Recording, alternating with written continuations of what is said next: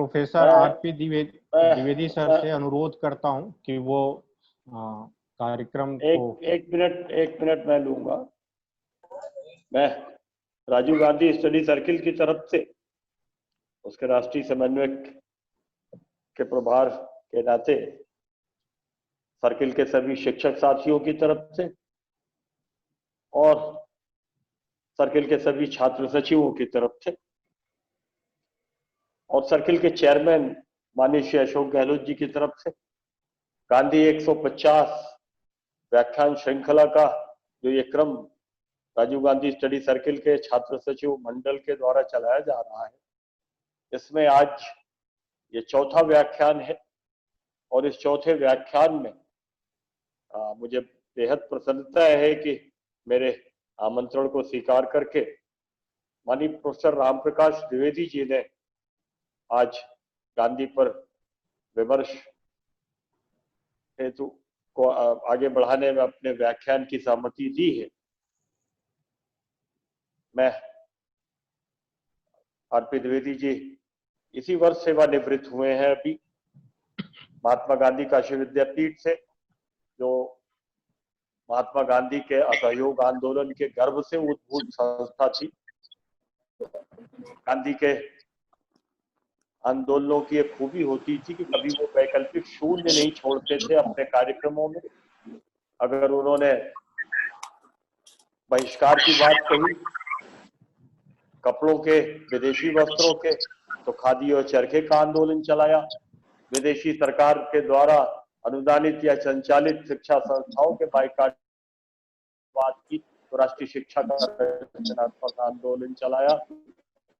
उसी में काशी विद्यापीठ की स्थापना हुई थी, जिसे महात्मा गांधी काशी विद्यापीठ के नाम से अब जाना जाता है। गुजरात विद्यापीठ, तिलक महाराष्ट्र विद्यापीठ और बिहार विद्यापीठ जो अब बंद हो गया, और दिल्ली का जामिया, और उस सबसे पहले दक्षिण भारत हिंदी प्रचार सभा, ये कुछ राष्ट्रीय महत्व की संस्थाएं थीं जिनके माध्यम से गांधी ने स्वतंत्रता के संघर्ष का अलख जगाया, सत्याग्रह का अलख जगाया। और ये संस्थाएं भारतीय राष्ट्रीय आंदोलन की कार्यशाला और उसकी नर्सरी के रूप में काम करती थी। तो ऐसी महान संस्था में जो गांधी के नाम से पीठ स्थापित है, गांधी अध्ययन पीठ, उसके निदेशक रहे हैं प्रोफेसर आरपी द्विवेदी जी। मैं उनका राजीव गांधी स्टडी सर्किल परिवार की तरफ से स्वागत करता हूँ। युवा कांग्रेस की तरफ से हमारे बीच रोहन राव जी हैं, मैं उनका भी हृदय से स्वागत करता हूँ। और भविष्य में भी हम सब उनके साथ, यूथ कांग्रेस के साथ भी जहाँ भी ऐसी आवश्यकता वो समझेंगे, तादाद बना करके और बेहतर ढंग से एक जो वैचारिक संघर्ष की चुनौती है इस समय देश के सामने, सबसे बड़ी चुनौती है विचारधारा का संघर्ष है। उस संघर्ष में जो शैक्षिक योगदान राजीव गांधी स्टडी सर्किल के फैकल्टीज का हो सकता है, उसके लिए हम सब उनके साथ सहयोग करते हुए तत्पर रहेंगे। मैं उनका भी स्वागत करता हूँ और प्रोफेसर रामप्रकाश द्विवेदी जी से निवेदन करता हूँ कि वो अपना व्याख्यान आरंभ करें। प्रोफेसर रामप्रकाश द्विवेदी। धन्यवाद प्रोफेसर सतीश राय जी। आज मैं हृदय से राजीव गांधी स्टडी सर्किल के द्वारा आयोजित महात्मा गांधी के इस वर्ष पर्यंत चलने वाले व्याख्यान की श्रृंखला में जुड़ने के लिए मैं इस राजीव गांधी स्टडी सर्किल का धन्यवाद ज्ञापित करता हूं। जो सरकारी है वो सरकारी है, जो असरकारी है वही असरकारी है। भारत सरकार, उत्तर प्रदेश सरकार और राज्य सरकारें भी महात्मा गांधी की 150वीं जयंती वर्ष पर तमाम सारे व्याख्यान का आयोजन कर रही हैं। उस सरकारी तंत्र के द्वारा आयोजित है, लेकिन यह जो विशुद्ध पूर्ण अंतर मन से उपजी हुई चेतना के साथ राजीव गांधी स्टडी सर्किल ने महात्मा गांधी के विचारों को युवाओं तक, अध्यापकों तक, छात्रों तक पहुंचाने का जो काम उठाया है, अपने जिम्मे लिया है, मैं उसके प्रति हृदय से कृतज्ञता ज्ञापित करता हूं।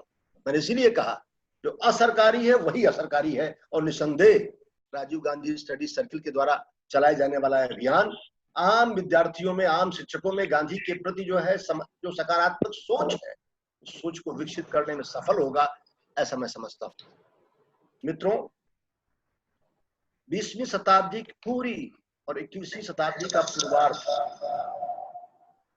ऐसा कोई नायक नहीं पैदा हुआ जो गांधी के समकक्ष खड़ा हो सके। इतने बड़े महान विभूति को मैन ऑफ द मिलेनियम की संज्ञा दी गई, एक बड़ा काम था। ऐसे नहीं मिला उन्हें ये सम्मान।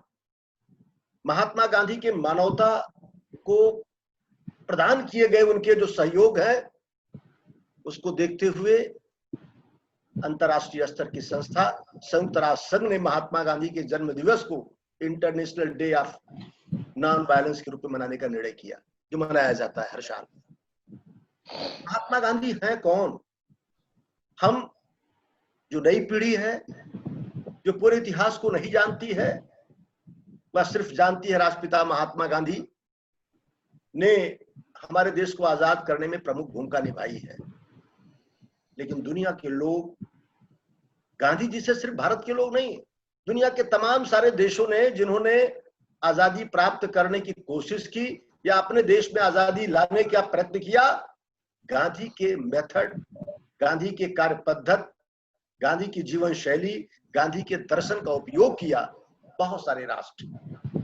तो गांधी एक अंतरराष्ट्रीय स्तर के महानायक हैं, जिसे भारत ने नहीं दुनिया ने साबित किया। आज उसी कड़ी में बताना चाहता हूं,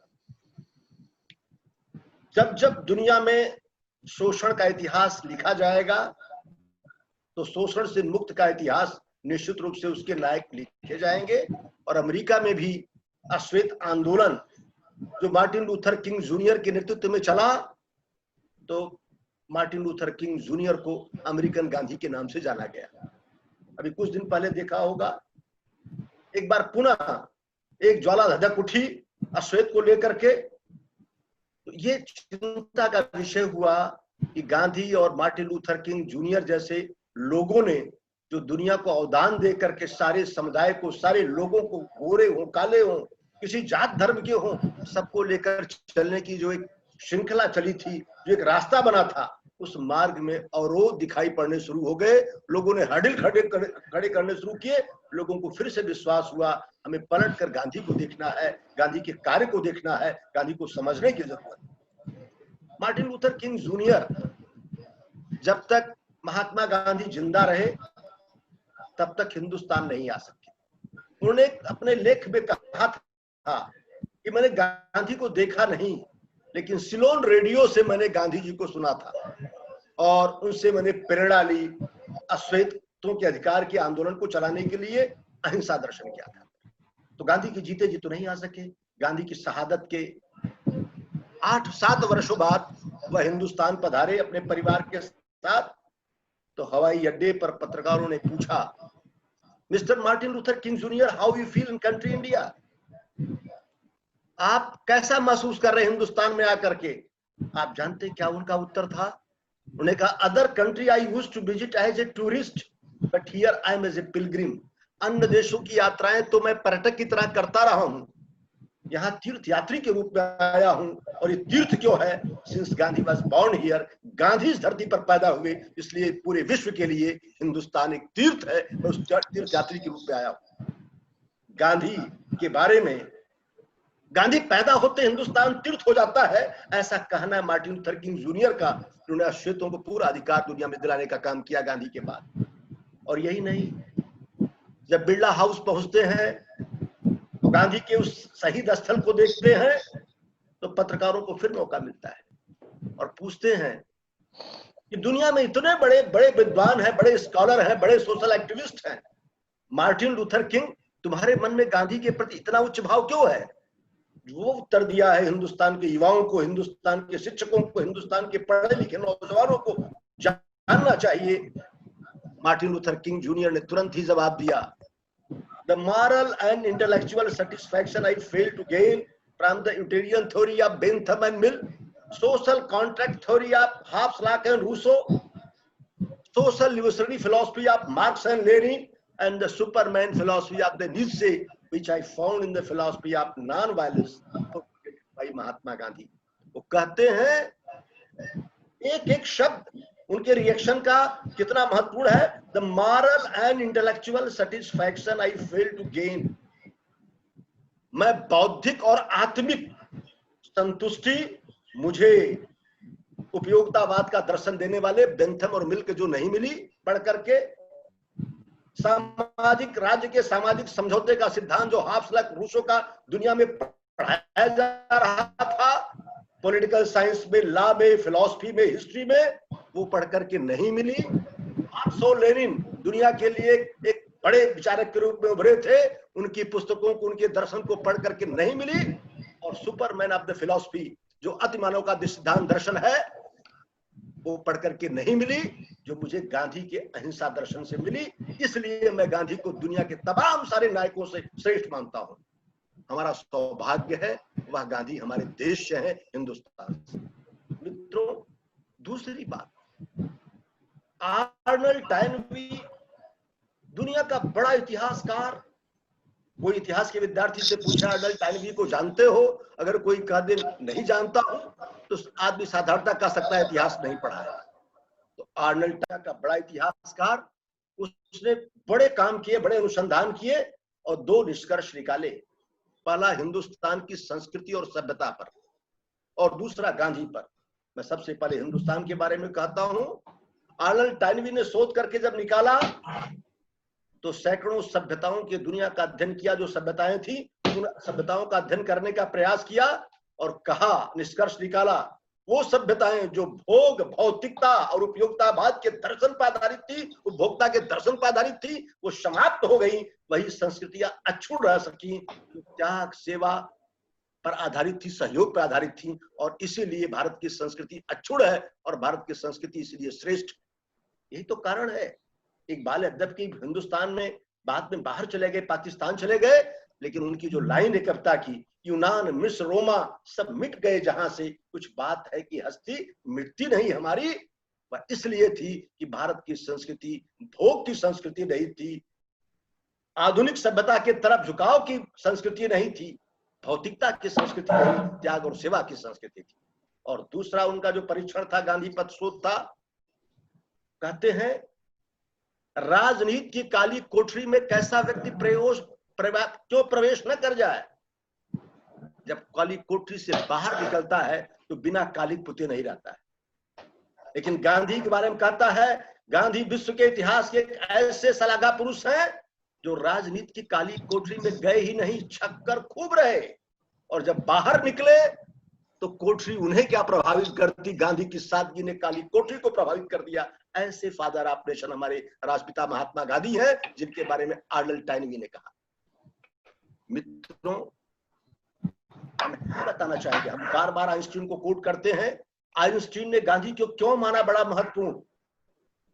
युद्ध के तमाम खतरनाक बम हो सकते हैं, अणुबम के विकास का श्रेय लेने वाले, तमाम सारे भौतिक विज्ञान का पेटेंट प्राप्त करने वाले, कई पुरस्कार प्राप्त करने वाले भौतिक विज्ञानी क्या कहते हैं?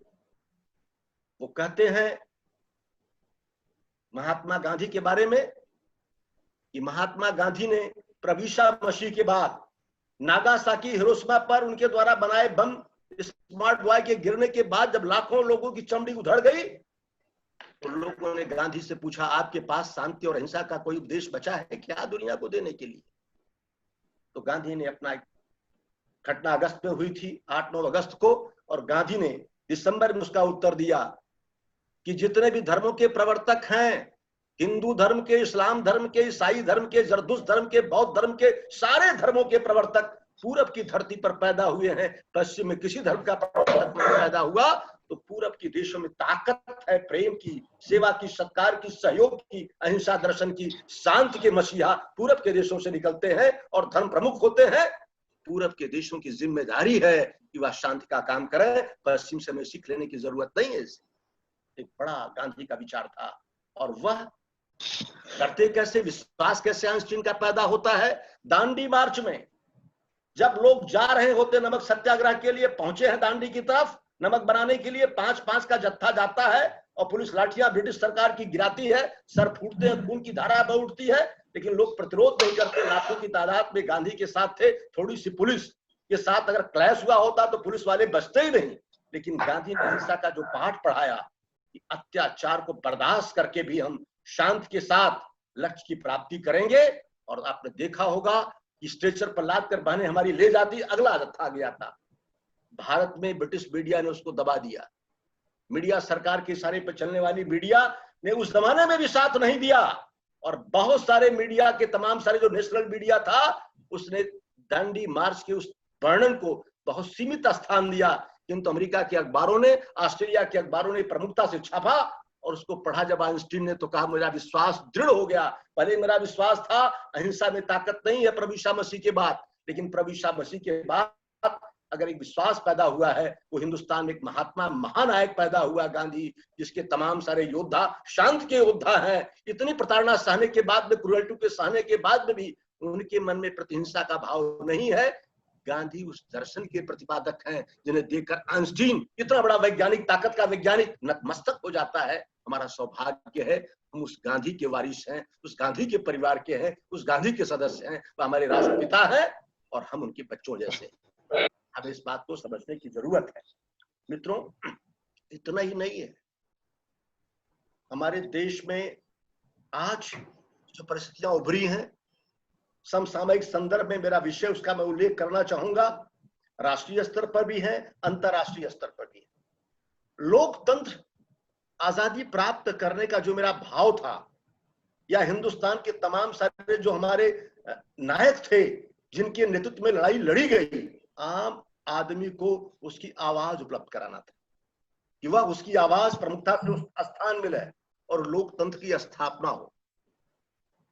आदरणीय professor Satish Kumar ji political science के हैं, वह जानते हैं 10 वर्षों तक फ्रेंच रेवोल्यूशन हुआ, फ्रांसीसी क्रांति हुई, और 10 वर्षों बाद वहां के बादशाहत खत्म हुई और वहां की प्रजा वहां की राजा बनी। लोगों ने स्वतंत्रता, समानता, बंधुत्व के जैसे अमृत तत्व को चखा और कालांतर में वह दुनिया के तमाम सारे पाठ्यक्रमों का हिस्सा बने, ला में पढ़ाए जाने लगे। महात्मा गांधी हो, अरविंद हो, सुभाष चंद्र बोस हो, अंबेडकर हो, जो लोग भी देश के बाहर गए पढ़ा उसको, उनको भी लगा कि भारत में स्वतंत्रता, समानता, बंधुत्व और न्याय की स्थापना होनी चाहिए। लिफ्ट वाला सर्विस किया और उनके नेतृत्व में देश में एक बड़ा आंदोलन खड़ा होता है, लड़ाई लड़ी जाती है। मित्रों, बड़ी मुश्किल से आजादी मिली है, और यही नहीं है, देश के हमारे, जब देश में हमारे 50 वर्ष आजादी के हुए तो 24 घंटे पार्लियामेंट चलाने का निर्णय हुआ। अटल बिहारी वाजपेयी जी हमारे देश के प्रधानमंत्री थे, उनका वक्तव्य संसद में जो दिया गया है मैं उसे उद्धृत करना चाहता हूं। उन्होंने कहा देश की आजादी प्राप्त करने के लिए लाखों लोग सूली पर चढ़ गए, हजारों लोग गोली के शिकार हो गए, प्राण दे दी, प्राणों की आहुतियां दे दी। वो वीर थे, आजादी प्राप्त करने के लिए अपने प्राण को न्यौछावर कर दिया। किंतु कुछ ऐसे भी लोग थे जो गोली से तो नहीं मरे तुरंत, लेकिन वो नित्य प्रतिदिन मरते रहते थे और तब तक मरते रहे, जिंदा रहे जब तक देश को आजादी नहीं मिल पाई। ऐसे लोग महावीर थे और उनके सेनानायक महात्मा गांधी थे। हमारे देश के पूर्व प्रधानमंत्री ने हमारे महात्मा गांधी के बारे में कहा था, राष्ट्रपिता के बारे में। हमको उस लोकतंत्र की स्थापना करने के साथ 4 मूल्य थे जिसकी जिम्मेदारी हमारी सरकार की थी, हमारे शैक्षणिक संस्थानों की थी। लोकतंत्र किस पर खड़ा है? लोकतंत्र के लिए 4 बातें बड़ी महत्वपूर्ण है। बिलीव इन डाइवर्सिटी, एक बाप के 3 बेटे एक जैसे नहीं होते। एक देश में रहने वाले एक जैसे, एक विचार के कैसे हो सकते हैं? विभिन्न विचार, भाषा, धर्म, उपजाति, जाति के लोग एक साथ रहते हैं तो राष्ट्र बनता है, और वह उसके प्रति, सबके प्रति आदर का भाव हो। यह लोकतंत्र की पहला सीख होना चाहिए, believe in having the faith in diversity. और सेकंड, बिलीव इन डायलॉग, संवाद ही सारे समस्याओं का समाधान है, युद्ध नहीं है, हिंसा नहीं है। हम संवाद के जरिए जो हमारे वैमत्य है उसको समाप्त करके एक मत पर कैसे पहुंच सकते हैं, उसका स्थान होना चाहिए। और यही कारण है कि हमारे लोग कहते हैं कि लोकतंत्र हमने पश्चिम से लिया है, लेकिन हमारे वेद में उल्लिखित है, वादे वादे जायते तत्वबोधा, truth is discovered, assimilated and experienced by debate and discussion. Veda कहता है सत्य। हमारे संसद के भीतर बैठे हुए लोग जब रचनात्मक दृष्टि से अपनी बात रखेंगे तो सत्य की तरफ पहुंचेंगे। वादे वादे जाते तत्वबोधा, हमें तब बोध होगा, सत्य का एहसास होगा। इसके लिए लोकतंत्र की स्थापना हुई थी।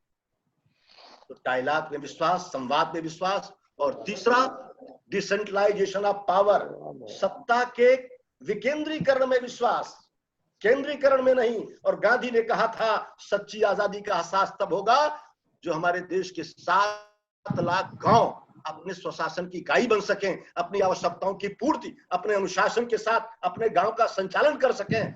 सच्ची सत्ता केंद्र में नहीं होनी चाहिए। केंद्र का जो सत्ता का केंद्र है वो गांव 7 लाख होने चाहिए। गांधी का दर्शन अगर हमने आत्मसात किया होता तो आज भारत सरकार के सहारे हिंदुस्तान के लोग अपनी समस्याओं पर निर्भर न होते। हमें चिंता का विषय है, हमने डिसेंट्रलाइजेशन ऑफ पावर को निस्संदेह राजीव गांधी स्टडी सर्किल का मैं कृतज्ञता ज्ञापित करता हूं। देश के हमारे पूर्व प्रधानमंत्री राजीव गांधी जी ने, नरसिम्हा राव जी ने, पूर्व प्रधानमंत्री जी ने हमारे पंचायती राज के माध्यम से लाखों लाख गांवों को वो अधिकार स्वायत्तता प्रदान करने का प्रयास किया। पंचायती राज अधिनियम आया, एक बड़ा हुआ, लेकिन उसके साथ आने के साथ जो काम जिस स्तर पर वैचारिक स्तर पर किया जाना चाहिए था, हम तंत्र के एक हिस्सा तो बन गए, लेकिन वैचारिक रूप से गांधी के उस पंचायती राज को हम गांव में स्थापित नहीं कर सके। तो अभी भी हमारे पास समय है, हमें उस पर काम करने की जरूरत है मित्रों। और तीसरा हमने कहा कि डिसेंट्रलाइज, और चौथा जो सबसे बड़ा है वो कम महत्वपूर्ण नहीं है, respect to the dignity of human being. हर व्यक्ति की गरिमा और महत्ता में विश्वास लोकतंत्र का आधार है। आज जिस तरीके से राजनीतिक व्यक्तियों के दलों द्वारा एक दूसरे व्यक्तियों पर, नायकों पर जिस तरह से कीचड़ उछाले जा रहे हैं, राजनीति के लोकतंत्र को बहुत कमजोर करने जैसा है, इसकी बुनियाद को हिलाने जैसा है। हमें हर व्यक्ति की गरिमा और महत्ता पर विश्वास होना चाहिए था, जो नहीं हो पा रहा है। आज चिंता का विषय है। तो डायलॉग भी खतरे में है। हम डायलॉग नहीं कर रहे हैं, हम डिसेंट्रलाइजेशन ऑफ पावर की बात नहीं करते हैं। 1-2 व्यक्ति के पास सत्ता सुरक्षित रहे और देश के तमाम से लोग ढांचागत में रहें, लेकिन उनकी अहमियत तो हो, उनके संवाद में आए, चिंता का विषय है। डायलॉग अगर सरकार न करना चाहे, तमाम प्रतिपक्ष के लोगों से, प्रतिपक्ष के लोग सत्ता पक्ष के लोगों से डायलॉग न करना चाहें, तो निस्संदेह चिंता का विषय होगा। डायलॉग समाप्त हो रहा है और डिसेंट्रलाइजेशन ऑफ पावर खत्म हो रहा है, ये चिंता का विषय है। डिग्निटी ऑफ ह्यूमन बीइंग, हर व्यक्ति को सम्मान देना है, किसी जाति का हो, धर्म का हो, ये नहीं हो पा रहा है। लोकतंत्र के जो 4 हमारे मूल्य हैं, जो वो मूल्य अलग अलग पाए बिखर जाएंगे तो लोकतंत्र खाली कहने के लिए हो जाएगा। हमें उस पर प्रयास करना चाहिए, सरकार को सोचना चाहिए। और इस सरकार को नहीं, हमारे देश के युवाओं को, बड़े मुश्किल से हमने आजादी पाई है। अगर सेंट्रलाइजेशन ऑफ पावर हुआ तो डिसेंट्रलाइजेशन ऑफ पावर न होने पर हम फिर एक बार देश को गुलामी की तरफ ले जाना चाहते हैं। हमें रोकना होगा। हर व्यक्ति का विचार महत्व रखता है, हमें वेग के उसकी तरफ जाना, वादे वादे जाते तत्वबोधा, इस पर प्रयास करने की जरूरत है। मित्रों, आज एक बड़ा 16वीं शताब्दी में लड़े गए तमाम धर्म युद्ध दुनिया को बर्बाद कर बैठे, उससे हम उबर नहीं पाए। और अब जिस गांधी ने अपनी शहादत दी कौमी एकता के लिए, दुनिया को जोड़ने के लिए, साथ चलने के लिए, आज अगर उसे राष्ट्रपिता मानते हुए भी 2 वर्ष तक उनके ऊपर प्रणाम कराने के बावजूद भी अगर धर्म संभाव की भावना को सरकार और सरकार के आनुषंगिक संगठन और तमाम सारी संस्थाएं, शैक्षणिक संस्थान अगर उस दिशा में आगे नहीं कदम बढ़ाते हैं तो निस्संदेह गांधी को सच्ची श्रद्धांजलि नहीं दे रहे हैं, हम सिर्फ औपचारिकता निभा रहे हैं। सर्वधर्म संभाव, मैं 2 बातें यहां कहना चाहता हूं। गांधी की दृष्टि में धर्म क्या है? गांधी ने कहा धर्म उस वट वृक्ष के समान है जिसकी अगणित शाखाएं हैं किंतु जड़ एक है। गांधी के अनन्य भक्त रहे महात्मा गांधी काशी विद्यापीठ के प्रथम आचार्य हनुमान दास, जिन्हें भारत रत्न का पहले भारत रत्न हिंदुस्तान के हैं। उस जमाने में उन्होंने essential unity of all religions, सब धर्मों की बुनियादी एकता की पुस्तक लिखी। साइंस ऑफ पीस पुस्तक लिखा उस जमाने में 1920 और 21 के दशक में लिखा उन्होंने। तो हमें निश्चित रूप से धर्म को समझने की जरूरत है। मैं धर्म के बारे में थोड़ी सी बात कहूंगा जरूर, क्योंकि आज धर्म बहुत चर्चा का विषय है। गांधी से किसी ने पूछा, गांधी से पूछा पत्रकारों गांधी जी आपका धर्म कौन सा है? गांधी ने कहा राज सर, आपके यहाँ से आवाज आ रही है। मेरा धर्म सनातन धर्म है। तो कहा अगर सनातन धर्म है तो आपका धर्म कैसा है? गांधी ने कहा मेरा धर्म बहुत अच्छा है। पत्रकारों ने फंसाने की कोशिश की, गांधी जी को पूछा अगर आपका धर्म बहुत अच्छा है तो दूसरे धर्म थोड़ा कमतर अच्छे होंगे, इसका मतलब आप कह रहे बहुत अच्छा है तो दूसरे धर्म आप सुपरलेटिव डिग्री में कह रहे हैं, दूसरे धर्म के आधार पर होंगे। तो बहुत कायदे से गांधी ने उत्तर दिया, कहा नहीं, ये वैसे है जैसे किसी बालक से कोई पूछता तुम्हारी माँ कैसी है, तो कहता मेरी माँ बहुत अच्छी है। तो जब कहता मेरी माँ बहुत अच्छी है तो अपने साथ खेल रहे बालक की माँ के प्रति दुर्भावना नहीं होती है। वह कहते हैं गांधी जी जैसे उस बालक की माँ उसके दृष्टि में अच्छी है, उसके मित्र की माँ भी उसी दृष्टि में उतनी अच्छी है। इस भाव से मैं सर्वधर्म संभाव चाहता हूँ। मित्रों, मैं काशी से बोल रहा हूँ और काशी में बाबा विश्वनाथ है। बाबा विश्वनाथ की कोई मूर्ति बिना दूज के चांद के नहीं बनती है। अगर गले में सर्प न हो, अगर डमरू त्रिशूल न हो, मृगशाला न हो और गले में सर्प न हो तो कोई मूर्ति बनती नहीं है। मैं मित्रों बताना चाहता हूं, जिस दूज के चांद को देखने के लिए इस्लाम धर्म के अनुयायी 5 वक्त की नमाज करते हैं, ज़कात करते हैं, जब दूज का चांद दिखाई पड़ता है तो गले मिलते हैं। उसी दूज के चांद को भगवान शंकर अपने मस्तक पर रखते हैं। इसका मतलब पैगंबर साहब ने उस शक्ति का एहसास किया था दूज के चांद का, जिसे भगवान शंकर अपने मस्तक पर रखते हैं। लेकिन यह पॉलिटिशियन नहीं बता सकते, यह साधना का विषय है। ये नितांत फकीर, साधु, महात्मा जिन्होंने अनुष्ठान करके इस तत्व को समझने की कोशिश की है, मेटाफिजिक्स को, तत्व मीमांसा को, वही बता सकते हैं। इस पर काम करने की जरूरत है। हमें वैसे ही लोगों को मिलाकर चलना है, हिंदू और मुसलमान को साथ लेकर चलना है। एक बार गांधी ने पत्रकारों से पूछा, पत्रकारों ने गांधी जी से पूछा आपके दृष्टि में धर्म क्या है? गांधी ने कहा नैतिक नियम ही धर्म है। अगर बाएं चलने पर मेरे जान की सुरक्षा हो रही है तो मेरी दृष्टि में बाएं चलना भी एक धर्म है, यह भी एक धर्म है। और यहाँ तो राधा कृष्णन जी ने कंपैरेटिव रिलीजन कॉन्फ्रेंस में कहा ही, धार्यत ईर्ष्या धर्मा, ऐसा वह व्यवहार, ऐसा वह कंडक्ट जो लोगों के दिलों को जोड़ता हो, प्रेम पैदा करता हो, सहकार की वृद्धि पैदा करता हो, साथ चलने का भाव करता हो, वो समस्त जितने प्रयास हैं वह धर्म के प्रयास है, वही धर्म। गांधी ने इससे और बड़ी व्याख्या की। गांधी ने कहा उससे बड़ा का अगर जानना चाहते हैं धर्म क्या है तो आज मैं इसलिए कह रहा हूं कि धर्म को लेकर आज जिस तरह से भारत में विकास की प्रगति को छोड़कर धर्म के आधार पर तमाम सारे जो वैचारिक सोशल मीडिया पर जगह जगह चलते हैं, ये चिंता का विषय है। मैं इसलिए उस पर ज्यादा केंद्रित कर रहा हूं। गांधी ने कहा धर्म जानना चाहते हो, बताना चाहता हूं। महाभारत में पर्व में इसका उल्लेख है। युधिष्ठिर के युद्ध जीत जाने पर पांडवों के भगवान श्री कृष्ण ने कहा राजसूय की का तैयारी करिए और उसके बाद वजह से आप चक्रवर्ती सम्राट हो जाएंगे। राजसूय का आयोजन किया गया। उस जमाने के सबसे बड़े कर्मकांड के प्रकांड पंडित धौम्य ऋषि पुरोहित बनाए गए पांडव के, और स्वतः भगवान श्री कृष्ण साक्षात उस यज्ञ में उपस्थित थे। और सुनकर कौन रहा था, जजमान कौन था? धर्मराज युधिष्ठिर।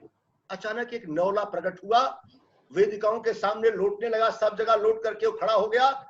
और कैसा था न्योला? आधा शरीर उसका सोने का था, आधा शरीर चमड़ी का था, भूरे रंग का था। वो जब खड़ा हो गया उसने कहा धर्म तो यहाँ है ही नहीं है। अब लोगों को बड़ा गुस्सा लग गया कि जहां भगवान श्री कृष्ण हो, जहां धर्मराज युधिष्ठिर हो और जहां धौम्य जैसे ऋषि हो, और फिर भी वहां धर्म नहीं है, तो धर्म है कहां? तब वो कहता है कि मैं जिस राह से आ रहा हूं, भाग करके जिस राजा के क्षेत्र से आ रहा हूं, वहां दुर्भिक्ष पड़ गया, अकाल पड़ गया है, और मैं जा रहा हूं। मैंने देखा कि एक दरवाजे पर कृष्णकाय व्यक्ति जो भूख से नरकंकाल की तरह दिखाई पड़ रहा है, वह भिक्षांदेही का गुहार लगा रहा है। घर का स्वामी निकलता है और उसके पास 1 किलो सत्तू होता है। 4 परिवार के सदस्य हैं और चारों परिवार का जो अंश 250-250 ग्राम का सत्तू उसके हाथ पर रखता है और वह उसकी जुदा शांत होती है। न्योला कहता है जब वो मकान मालिक सत्तू उसके हाथ पर रख रहा था तो जो कण नीचे गिर गए थे जमीन पर, मैं उसी के बीच से गुजरा, वो कण चिपक गए, वो सोने के हो गए। धर्म वहां था। अपने जीवन को संकट में डालकर हिंदुस्तान नहीं दुनिया के लोगों में, जो लोग संकट में है, परेशानी में है, दुश्वारियों में है, उनकी सहायता करना, उनकी मदद करना, ये धर्म है। मैं इस धर्म को जानता हूं और इस धर्म का पालन, यही कारण है। मदर टेरेसा भी कहती है if you can not love those to whom you can see, जिन्हें आप देख सकते हो जब तुम उन्हें प्यार नहीं करते, how can love those to you can not see, जिन्हें तुम देख नहीं पा रहे हो, क्या तुम उसे दर्शन करते होगे? तो ये भी था। हमारे शास्त्र में कहा गया, अष्टादश पुराणे सूर्यास्य वचनद्वयम परोपकाराय पुण्याय पापाय परपीडनम, यह कहा। और एक दूसरा जो संकट है आज, वैचारिक बहस की जगह विचारों के प्रति नफरत पैदा करने का जो काम देश में चल रहा है, ये सबसे खतरनाक है। हम जानते हैं गुरुदेव रविन्द्रनाथ टैगोर जी ने गांधी से बहुत सारे कार्यक्रमों पर सहमत नहीं जताई। उनका एक पत्र भी है, असहयोग आंदोलन का बड़ी मुखालफत किया गुरुदेव रविन्द्रनाथ टैगोर ने, और कहा कि असहयोग आंदोलन का समर्थन नहीं किया, क्या मैं सहमत नहीं हूं गांधी जी के इस भाव से। इतना ही नहीं, 1934 में बिहार में जब भूकंप आया, तो भूकंप आने के बाद में गांधी ने एक वक्तव्य दिया कि अस्पृश्यों के विरुद्ध जो काम हो रहा व्यवहार है, उस व्यवहार से भगवान ने दंड दिया है, ये आया है। उसको लेकर बड़ी तीखी टिप्पणी की गई वहां से, रविन्द्रनाथ टैगोर के यहाँ से। लेकिन गांधी ने उसका उत्तर, उस पत्र को यंग इंडिया में छापा, और छापने के बाद विनम्र निवेदन किया, मैं अस्पृश्यों सवर्णों के बीच संघर्ष की बात नहीं करता, मैं अस्पृश्यता जैसे पाप की समाप्ति की बात करता हूं, और ये कहता हूं ये नहीं होना चाहिए, मैं आपको समझाने का प्रयास करूंगा। पंडित मदन मोहन मालवीय के साथ काशी विद्यापीठ की स्थापना में 6 वर्ष का अंतर है। बनारस हिंदू विश्वविद्यालय की स्थापना 1916 में हुई, और ठीक 5 वर्ष बाद काशी विद्यापीठ की स्थापना होती है। एक ही शहर में 2 विश्वविद्यालय 2 महापुरुषों ने स्थापित किया। गांधी जी मालवीय जी के संस्था के स्थापना दिवस समारोह में सप्ताह भर चला, उसमें थे, व्याख्यान भी दिया, यहीं से आजादी के शंखनाद का उद्घोष भी किया एक तरीके से उन्होंने। लेकिन काशी विद्यापीठ की स्थापना के समय वह नहीं आए। तो जानते हैं गांधी जी ने क्या कहा? स्थापना दिवस समारोह में भाषण मन से किया कि आज काश पंडित जी काशी में रह करके नहीं आए, मुझे बड़ा दुख है, खेद है, काश मैं उनको समझा पाता। शिक्षा से पहले स्वतंत्रता आवश्यक है, स्वतंत्रता पहली प्राथमिकता है, शिक्षा का आयोजन हम कर लेंगे, प्रायोरिटी का सवाल है। शिक्षा हम भी चाहते हैं, लेकिन स्वतंत्रता पहले हो, और मालवीय चाहते हैं शिक्षा के माध्यम से स्वतंत्रता हो। सिर्फ इतना ही फर्क है मित्रों। जब तक गांधी जी जीवित रहे, मालवीय जी को बड़े भाई के रूप में कहा उन्होंने। एक दूसरे को मालवीय जी उन्हें अपने विश्वविद्यालय में व्याख्यान के लिए बुलाते हो। एक आज का जमाना होता तो ठीक बनारस हिंदू विश्वविद्यालय के ठीक सामने एक दूसरा विश्वविद्यालय कायम कर देना, और उसके बावजूद भी मालवीय जी का काशी विद्यापीठ के महात्मा गांधी को बुलाना अपने यहाँ व्याख्यान के लिए। वैचारिक मतभेद होने के बावजूद भी जो आत्मीय लगाव था, वह राजनीति में हिंदुस्तान के समाप्त हो रहा है। ये बहुत दुखद है। दुनिया के लोगों से अपेक्षा थी भारत से लोकतंत्र के मूल्यों को सीखने की। 70 वर्षों में जो हिंदुस्तान की राजनीति में, जो संग्राम में, स्वतंत्रता संग्राम में हमारे राजनयिकों ने, हमारे पंथ प्रदर्शकों ने जो मूल्य स्थापित किए, वो मूल्य जिस तरह से द्रोहित किए जा रहे हैं देश में, वह चिंता का विषय है। हमें उस पर काम करने की जरूरत है। आज पैंडेमिक युग है। 1918-19 में जब प्लेग आया, तो गांधी जी ने अपनी आत्मकथा में लिखा है, ब्लैक प्लेग। ब्लैक प्लेग में गांधी जी ने सरकार से अपेक्षा नहीं की, सरकार तो करती ही, गांधी जी स्वतः वॉलंटियर बनकर के ब्लैक प्लेग में लिखे और वर्णन किया उसे। आज काश गांधी जी के स्मारक का अनुसरण हमारे देश के तमाम वॉलंटियर्स करते, तमाम लोग करते, सेवक करते गांधी जी की प्रेरणा लेकर के, तो हिंदुस्तान के प्रधानमंत्री को हमारे जो वॉरियर्स हैं, डॉक्टर्स, नर्सेस, पैरामिलिट्री फोर्सेस और जो पुलिस के जवानों के लिए ताली थाली बजाने के लिए निर्देश देने की जरूरत नहीं पड़ती। हमें खुद आगे आते, हम नहीं कर सके और हम आह्वान करते ताली थाली बजाने से काम नहीं है। युद्ध में स्वतः उन वॉलंटियर के साथ जूझने की जरूरत थी। हम दूसरे को प्रेरणा देकर थाली बजा करके मैदान में उतार दें और खुद पीछे रहें, गांधी ये बर्दाश्त नहीं करते। गांधी होते तो गांधी कहते मैं आगे चल रहा हूं, मेरे साथ हजारों लोग चलेंगे, कांग्रेस के सेवा दल के लोग चलेंगे, जो जगह जगह काम करेंगे। अच्छा काम किया, ऐसा नहीं है। हमारे देश ने अपनी उस शक्ति को बचा के रखा था। सरकार के पास क्षमता नहीं आई। लॉकडाउन करने के बाद में तमाम लोगों के पास खाने की दिक्कतें थी। सरकार ने जो मदद किया हो, लेकिन तमाम सारे संगठनों ने, कांग्रेस ने भी किया, अन्य पॉलिटिकल पार्टी ने भी किया, तमाम सारे धार्मिक संगठनों ने जो भोजन बांटने का काम किया, ड्राई जो ग्रेन्स देने का काम किया, सूखा चावल, राशन, बने बनाए सब्जी पूरी खिलाने का काम किया। आज देश में वो ताकत है। मैं अपेक्षा करता हूं राजीव गांधी स्टडी सर्किल और कांग्रेस के, हमारे युवा कांग्रेस के मीडिया प्रभारी आदरणीय राहुल राव जी बैठे हुए हैं। मैं चाहता हूं कांग्रेस अपने उस फॉर्म में वापस लौटे। सत्ता के बाहर रहने के बावजूद भी हम अपनी शक्ति का एहसास कराएं कि हम सरकार के पैरेलल हमारा एक संगठन है जिसे हम मजबूती के साथ चला रहे हैं और हम जनता की सेवा के लिए हैं, सत्ता प्राप्त करने के लिए मात्र नहीं हमारा उद्देश्य। यह विचार होना चाहिए और हुआ भी। तो पैंडेमिक के जमाने में हमें तमाम सारे कार्यकर्ताओं को, युवाओं को गांधी से प्रेरणा लेनी चाहिए कि ब्लैक प्लेग में जैसे गांधी वॉलंटियर बन के जैसे स्टाफ बनते, पैरामेडिकल स्टाफ के रूप में डॉक्टर बनकर के सेवा करते रहे, वैसे ही अपने को सुरक्षित रखते हुए आम आदमी की सेवा में तल्लीन करना, जुट जाना, ये गांधी का दर्शन का था। आज मित्रों, गांधी को पता था इतने बड़े देश को हम एक साथ रोजगार नहीं दे सकते, किंतु रोजगार का माहौल बना सकते हैं। गांधी को पता था, इसलिए दो काम किया। जो सच्चा भक्त होता है, जो देश का बड़ा नायक होता है, वो जानता है भविष्य क्या है, देश का क्या खतरा है देश के ऊपर, पहले ही भांप लेता है। आजादी गांधी जानते थे हम ब्रिटिशर से पॉलिटिकल पावर तो ले लेंगे, राजनीतिक स्वतंत्रता तो हमें मिल जाएगी, लेकिन आर्थिक और सामाजिक मोर्चे पर जब तक सामाजिक विषमता को समाप्त नहीं करेंगे हम, आय के वितरण की असमानता को दूर नहीं करेंगे हम, और जब तक हम इस दिशा में काम नहीं करेंगे, सामाजिक जो है द्वेष है समाप्त नहीं होगा और आर्थिक रूप से लोग सक्षम नहीं होंगे, आत्मनिर्भर स्वावलंबी नहीं बनेंगे, तब तक स्वतंत्रता का कोई अर्थ नहीं है। इसलिए आजादी के 6 वर्ष पहले 1941 में ही गांधी जी ने रचनात्मक कार्यक्रमों की एक श्रृंखला आरंभ कर दी। 18 कार्यक्रम बनाए और पहला का कौमी एकता। आप सब जानते होंगे हिंदुस्तान की सरकारों, राज्य सरकारों के सांप्रदायिक उन्मेष को बचाने के लिए झगड़े न हो। लाखों लाख करोड़ों हमारे जो सैनिक हैं अलग अलग राज्यों की, केंद्र की, जितना पैसा व्यय हो रहा शांति के लिए, अगर वो पैसा हम लोग कौमी एकता का पालन करते तो सुरक्षा पर होने वाले वो खतरे, दंगा रोकने के लिए होने वाले वो खतरे का जो पैसा है वो देश के विकास में जाता, नहीं जा रहा है। कहीं न कहीं उन्मेष है, हम पैरामिलिट्री फोर्सेस का इस्तेमाल कर रहे हैं उसको लेकर के, एक बड़ा भाग एक था, हम उसे नहीं कर पाए। तो आर्थिक आजादी के लिए हमें काम करने की जरूरत है। गांधी ने कहा, गांधी का सर्वोदय दर्शन अनटू दिस लास्ट और kingdom of God is with in Tolstoy और जॉन रस्किन के दोनों के लेकर के उन्होंने टॉलस्टॉय का प्रयोग किया 1910 में टॉलस्टॉय आश्रम में हैरीमन कलेनवेक के साथ। तो बताया कि कैसे देश के लोग आज बच्चे हमारे प्रोफेशनल वोकेशनल ट्रेनिंग लेंगे। हैरन कलेनवेक ने जहां बागवानी करना सिखाया बच्चों को, 30 बच्चों को वहां रह करके टीचर के रूप में, चमड़े की चप्पल बनाना, टेम्पस्ट मठ में जाकर के चमड़े का चप्पल बनाना सीखा कलेनवेक ने, उनसे गांधी ने सीखा, गांधी ने बच्चों को सिखाया। छोटी छोटी चीजें, कैसे हम कॉटेज इंडस्ट्री डेवलप कर सकते हैं, कैसे स्मॉल स्केल इंडस्ट्रीज कर सकते हैं, कैसे विलेज बेस्ड इंडस्ट्रीज बना सकते हैं। खादी का दर्शन, खादी न होता तो देश आजाद होता क्या?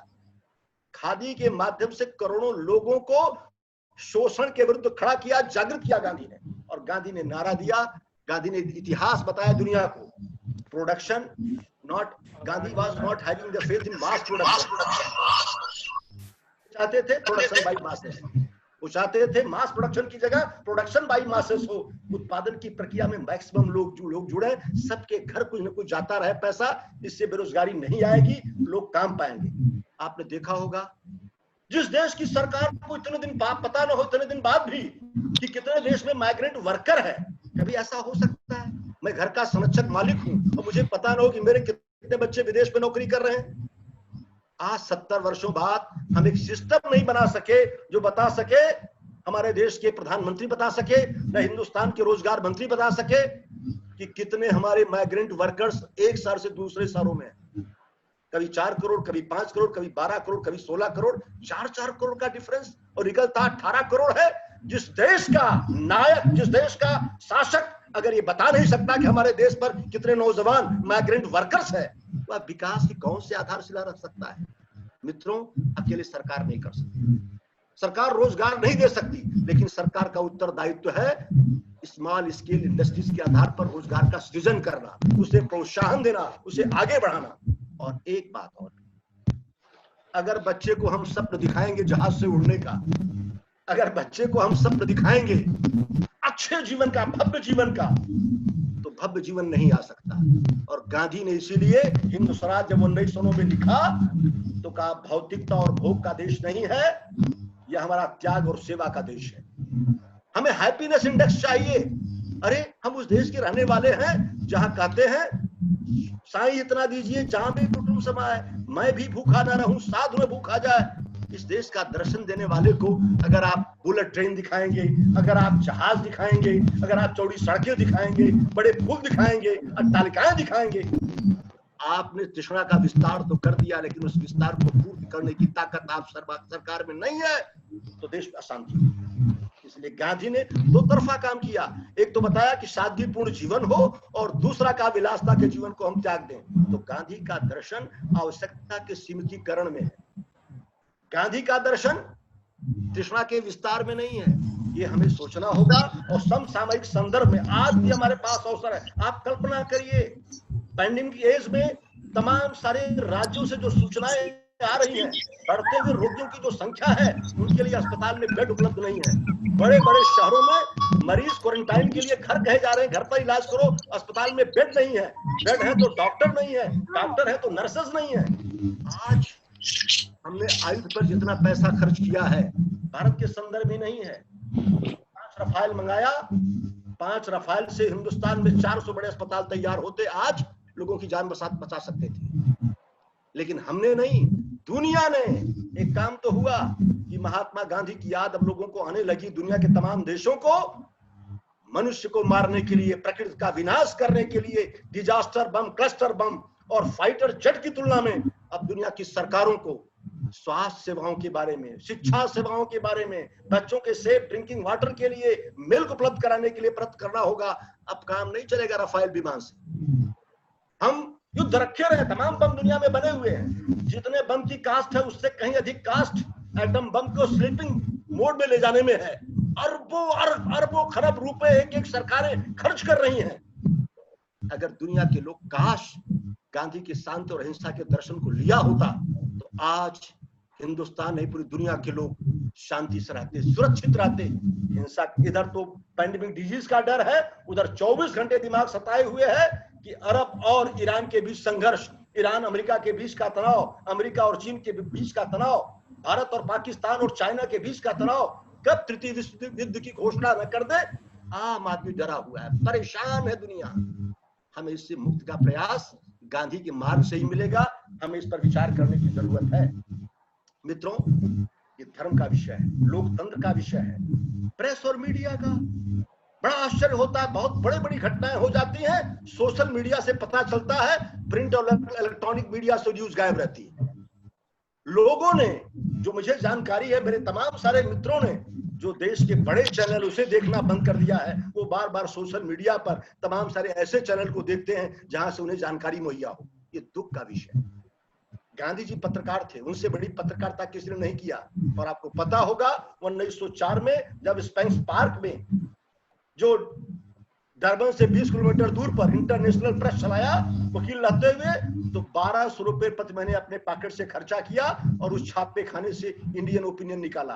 एक नए पैसे विज्ञापन का नहीं लिया। उन्होंने कहा कि मैं नस्ल भेदी सरकार के खिलाफ लड़ने के लिए लोक शिकायतों के केंद्र के रूप में इसको विकसित किया है। और ये अखबार हमारे स्वतंत्रता के लिए काम कर रहे हैं, हमारे अधिकार के लिए काम कर रहे हैं। इसके जागरण करने के 26,000 रुपए घाटा हुआ।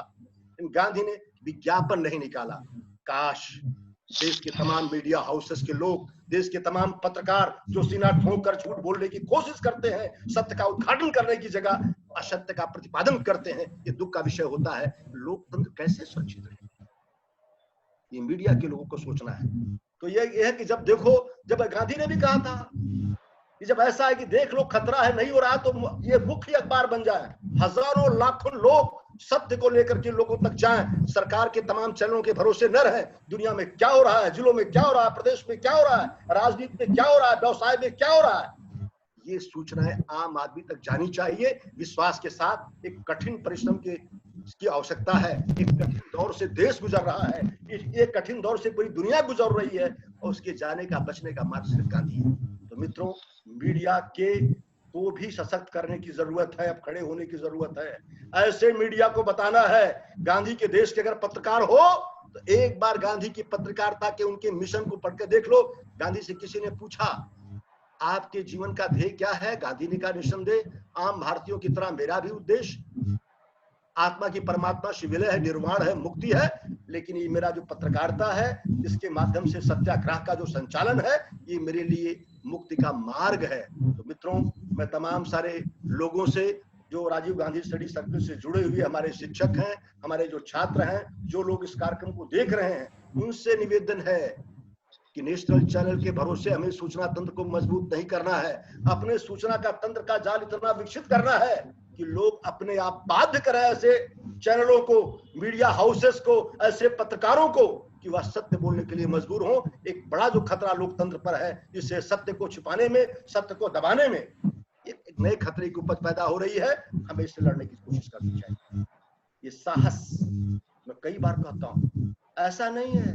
कांग्रेस के भी कार्यकर्ताओं को रौलट एक्ट जब आया, जलियांवाला बाग हुआ, आपने देखा होगा। रौलट एक्ट क्या था?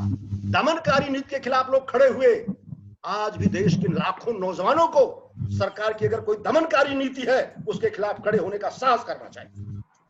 हमें सत्य बोलने के लिए दबाव डालना चाहिए। ये जब होगा, लेकिन इसके लिए क्या होगा? गांधी जी ने कहा सत्य बोलने का साहस कब आएगा? कहा अहिंसा सत्य अस्तेय ब्रह्मचर्य असंग्रह शरीर स्वम अस्वाद सर्वत्र भय वर्जनम सर्वधर्म समानत्व स्वदेशीय। ये जो 11 व्रत है जो गांधी जी के आश्रमों में, चाहे साबरमती आश्रम में हो, चाहे टालस्टाय आश्रम में हो, चाहे फिनिक्स आश्रम में हो, चाहे वर्धा आश्रम सेवाग्राम में हो, आश्रम वासियों को 11 संकल्प लेना सिखाया। 11 व्रत लेकर के अजय बनने की कोशिश करो। हम निवेदन करते हैं राजीव गांधी स्टडी सर्किल के राष्ट्रीय समन्वयक प्रोफेसर सतीश राज जी में वो मादा है, उनके पास वो ताकत है। भाई ईश्वर से प्रार्थना करता हूं उनमें इतनी एनर्जी दे। आदरणीय श्री अशोक गहलोत जी ने राजीव गांधी स्टडी सर्किल जब बनाया तो उसके पीछे उनका था कि गांधी का विचार, सत्य और अहिंसा का प्रसार और प्रवाह देश में समाप्त न हो, सरकार बंद कर दे तो असरकारी संस्था के रूप में ये विचार लोगों के पास तक जाते रहे। आपने इस अलग को बराबर निरंतर बनाए रखा है। मैं इसके लिए आदरणीय प्रोफेसर सतीश राय जी का, राहुल राय जी का, हमारे जो लोग खड़े हैं यहाँ मेंबर है इसके जो है स्टडी के, कुशवाहा जी का जो हमारे रीजनल सचिव हैं यहाँ के उत्तर प्रदेश के, मैं उनके पर धन्यवाद ज्ञापित करता हूँ। मुझे लगता है मुझे समय 40 मिनट ही आवंटित किया था, मुझे लगता है मैंने 5 मिनट कुछ ज्यादा ले लिया। विषय तो और भी थे, इतनी समस्याएं देश की हैं, रोजगारी की समस्या है उसके बारे में वार्ता करनी थी, माइग्रेंट वर्कर्स की समस्या वो उसके बारे में वार्ता करनी थी, स्त्री हिंसाओं पर होने वाली वार्ता पर करनी है। अभी भी तमाम सारे अनटचेबल, तमाम सारी जो समस्याएं समाप्त नहीं हुई हैं, बहुत सारे ऐसे विषय हैं हमें उस पर चर्चा करने की जरूरत थी, लेकिन समय की डिमांड है। समय से जितनी हम बातें कर सकते हैं मैंने रखने की कोशिश की है। मेरे हृदय से ये भावना निकलती है। मैं कई बार टीवी देखता हूँ, भावुक हो जाता हूं कि हमारा देश कहां जा रहा है। जिस गांधी के दर्शन से दुनिया को रास्ते की अपेक्षा थी, लोगों ने जिस गांधी को महामानव के रूप में स्वीकार किया, आज उसी गांधी को अगर देश के हमारे शासन करने वाले लोग भ्रम की स्थितियों में हों और तरह तरह के बयान आते हों तो निस्संदेह हमें विचलित करते हैं। लेकिन चुनौतियां हमेशा आती हैं। शक्ति सहयोग की प्रकृति और विघटन की प्रकृति निरंतर चलने वाली प्रक्रिया है। जितनी ही चुनौतियां होंगी उतना ही संगठन निखर करके सामने आएगा। मैं मानता हूं इस समय निखरने का, संवरने का समय है चुनौतियों के सामने। अगर हम इससे प्रेरणा लेंगे तो निस्संदेह हम देश को ही नहीं दुनिया को मार्ग दिखा सकेंगे। इन शब्दों के साथ एक बार पुनः राजीव गांधी स्टडी सर्किल की प्रदेश इकाई को, राष्ट्रीय इकाई को, भाई रोहिल राव जी को जो कि नेशनल यूथ कांग्रेस के वो मीडिया प्रभारी हैं, definitely I will request him to carry the message of Gandhi ji to entire the youth of India through the National Youth Congress. Thank you very much for listening me, sir. Thank you. Thank you, sir. बहुत बहुत धन्यवाद sir. RP Dwivedi sir बोल रहे थे, हम लोगों को ऐसा लग रहा है कि कंटिन्यू रहे और भी सुनने की इच्छा है, भविष्य में भी सुने। कहीं से जो आज का विषय था कि वर्तमान संदर्भों में क्या है गांधी जी की प्रासंगिकता, मुझे ऐसा लग रहा था कि काश सर के इस लेक्चर को हिंदुस्तान के जितने मीडिया चैनल हैं, उनका नाम लेना यहाँ उचित नहीं है, अगर आज वो सुनते तो उन्हें ये समझ में आता कि जो जहर वो बो रहे हैं, जो पौधा लगा रहे हैं, वो कितना अन्यायपूर्ण है। और सर को सुन करके ऐसा लगा कि गांधी के अंदर ही आज की जितनी समस्याएं हैं उन सब का निदान है एक तरह से। इस तरह से आपने बताया कि शंकर भगवान के मस्तक पे जो वो आधा चंद्रमा, और ठीक वही हिस्सा हमारे इस्लाम में भी दिखता है, लेकिन इस चौराहे पर ला करके खड़ा कर दिया गया है हमको। लोग कहते हैं डेमोक्रेसी लोकतंत्र का जो जन्म हुआ वो पश्चिम में हुआ।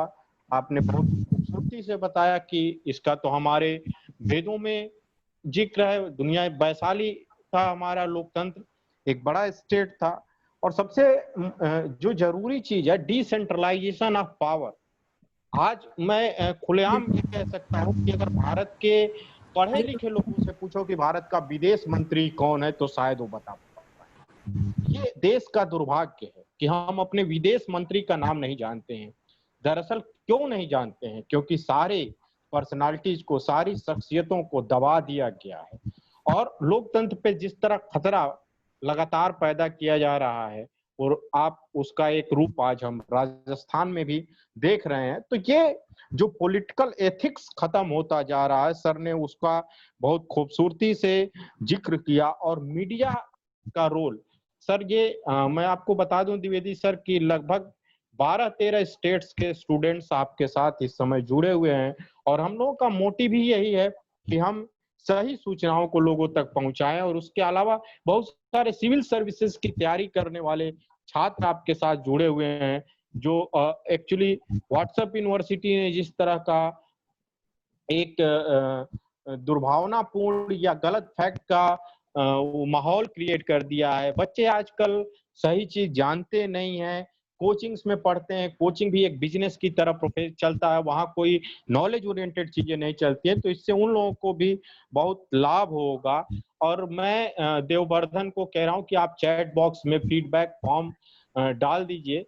जितने भी लोग सुन रहे हैं, जो लोग सर्टिफिकेट इस प्रोग्राम का चाहते हैं, वो उस फीडबैक फॉर्म को फिलअप कर दें। 1 या 2 मिनट का काम है। और दूसरी बात यह है कि हम लोगों ने स्पीकर और अपने भी स्पेशली एक फीडबैक फॉर्म बनाया है कि आप क्या सजेशन और क्या कमेंट चाहते हैं, फिर हम आपको सुनना चाहते हैं। तो 2 मिनट का रिक्वेस्ट रहेगा आपको, लोग भी सर उसको फिलअप कर दीजिएगा। अगर आप मेरी बात राहुल राव जी तक जा रही हो, आवाज उन तक को मिल रही हो, जो इंडियन यूथ कांग्रेस के नेशनल मीडिया इंचार्ज हैं, मैं आपसे अनुरोध करता हूं कि आप आएं और आप युवाओं को अपने तरफ से गांधी की जो वर्तमान संदर्भ में प्रासंगिकता है, आप अपनी बात रखें। लगातार आप लोग लड़ रहे हैं।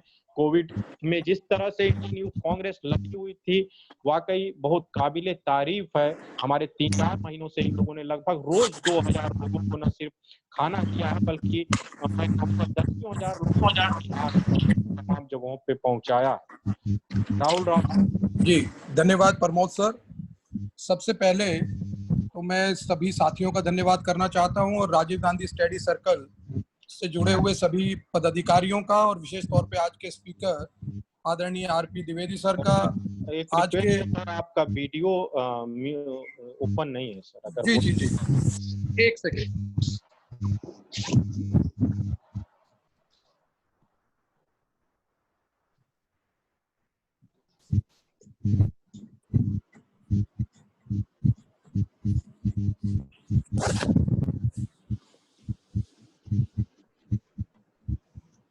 हेलो जी सर जी हाँ ओके सर ये क्वेश्चन पूछ सकते हैं कि सर अभी एक नहीं अभी उस आपने शुरू में नहीं देखा, इसके बाद अब क्वेश्चन सेशन होगा।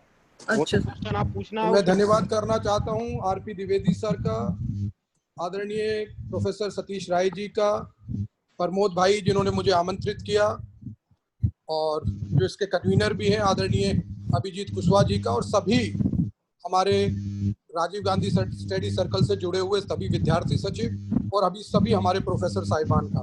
मेरे से पहले आदरणीय द्विवेदी सर ने बड़े विस्तार से, मैं कह सकता हूं कि महात्मा गांधी जी से जुड़े हुए और आज के समय में उनकी जो प्रासंगिकता है उसके ऊपर विस्तार से उन्होंने अपनी बात को बताया। मैं समझता हूं कि गांधी जी न केवल आज भी प्रासंगिक हैं, बल्कि मैं समझता हूँ आज के समय में हमें उनके बताए हुए रास्ते पर चलने की और अधिक आवश्यकता है।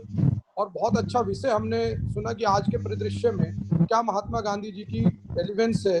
मैं कहना चाहता हूँ कि महात्मा गांधी जी का जो मूल विचार था, न केवल आधुनिक भारत का, अपितु वो महात्मा गांधी जी ने जो आधारशिला रखी थी हिंदुस्तान की, मैं समझता हूँ कि न केवल भारत में बल्कि विदेशों में, चाहे नेल्सन मंडेला हो चाहे मार्टिन किंग लूथर हो, चाहे बराक ओबामा जो कुछ ही वर्ष पूर्व अमेरिका के राष्ट्रपति थे, उन्होंने भी समय समय पर हमें इस बात का एहसास कराया कि जो हमारा महात्मा गांधी जी को लेके हमारा इतिहास है, वो ना केवल हमारा इतिहास है बल्कि हम उसको आज वर्तमान जीवन में भी अपनाएं, तो मैं समझता हूं कि ना केवल हमारे देश की बढ़ोतरी होगी बल्कि गांधी जी के आदर्शों पर चलते हुए विश्व में शांति का संदेश भी जाएगा।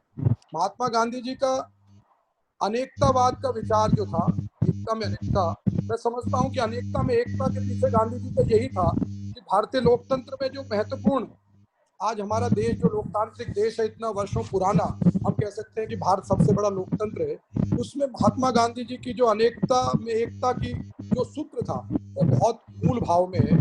मैं कह सकता हूं कि आजादी के बाद जिस तरीके से, चाहे वो जवाहरलाल नेहरू जी और सरदार पटेल के नेतृत्व में 500 रियासतों का भारत में इकट्ठा मिल जाना और उसके रूप में एक अखंड भारत का होना, मैं कहता हूं कहीं ना कहीं महात्मा गांधी जी के प्रयास थे और उनके आदर्श से जो हमारे उन नेताओं ने अपनाया।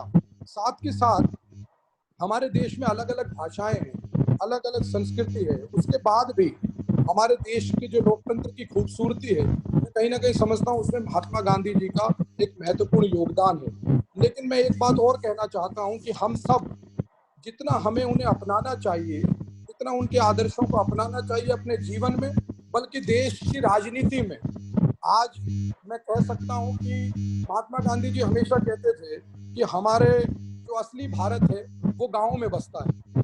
अगर ग्राम स्वराज की जो सबसे पहले किसी ने बात की तो महात्मा गांधी जी ने की। समाजवाद की अर्थव्यवस्था आज जिस तरीके से चरमरा रही है, हमारे अपने पड़ोसी मुल्कों के साथ संबंध अच्छे नहीं है लगातार, चाहे वो नेपाल के साथ हो, चाइना के साथ हो, अगर हमारे अपने पड़ोसी साथियों से संबंध अच्छे नहीं हैं तो मैं समझता हूँ कहीं ना कहीं हम महात्मा गांधी के सिद्धांत से कहीं ना कहीं दूर जा रहे हैं। और राष्ट्रपिता महात्मा गांधी जी ने अहिंसा का और शांति का जो पाठ हमें पढ़ाया था, मैं समझता हूँ उसके रास्ते पर चल के हम अपने पड़ोसी देशों के साथ संबंधों को अच्छा कर सकते हैं, बल्कि हमारे देश में जो वास्तविक आवश्यकता है, बार बार अभी राम मंदिर की शुरुआत हो रही है, महात्मा गांधी के जो राम राज्य की कल्पना थी वो एक अलग राम राज्य की कल्पना थी, उसमें वास्तविकता का, सत्य का, अहिंसा का जो है वो चाहते थे कि उस देश में, हमारे देश में सत्य और अहिंसा के राह पर चलने वाले राजनेता हैं। लेकिन मैं समझता हूँ कि वर्तमान राजनीतिक परिदृश्य में हमें दोबारा सोचने की आवश्यकता है और कहीं ना कहीं मैं उसमें अपने आप को भी शामिल करता हूँ और हम सबको शामिल, युवाओं को करता हूँ कि कहीं ना कहीं हम अपने जीवन में महात्मा गांधी जी का अनुसरण को बहुत कम रूप में अपनाए हुए हैं। लगातार मैं आज आपको इस संगोष्ठी के माध्यम से नहीं कहना चाहता, आज दिन में हम भारतीय युवक कांग्रेस के कार्यालय में थे, माननीय राष्ट्रीय अध्यक्ष से एक चर्चा हो रही थी, पूरे देश में हमने उनकी 150वीं जयंती भी मनाई थी, तो हमने कहा कि किस तरीके से महात्मा गांधी जी के विचारों को आज युवा गांव में है वहां से लेकर राष्ट्रीय स्तर पर किस तरीके से ले जा सकते हैं।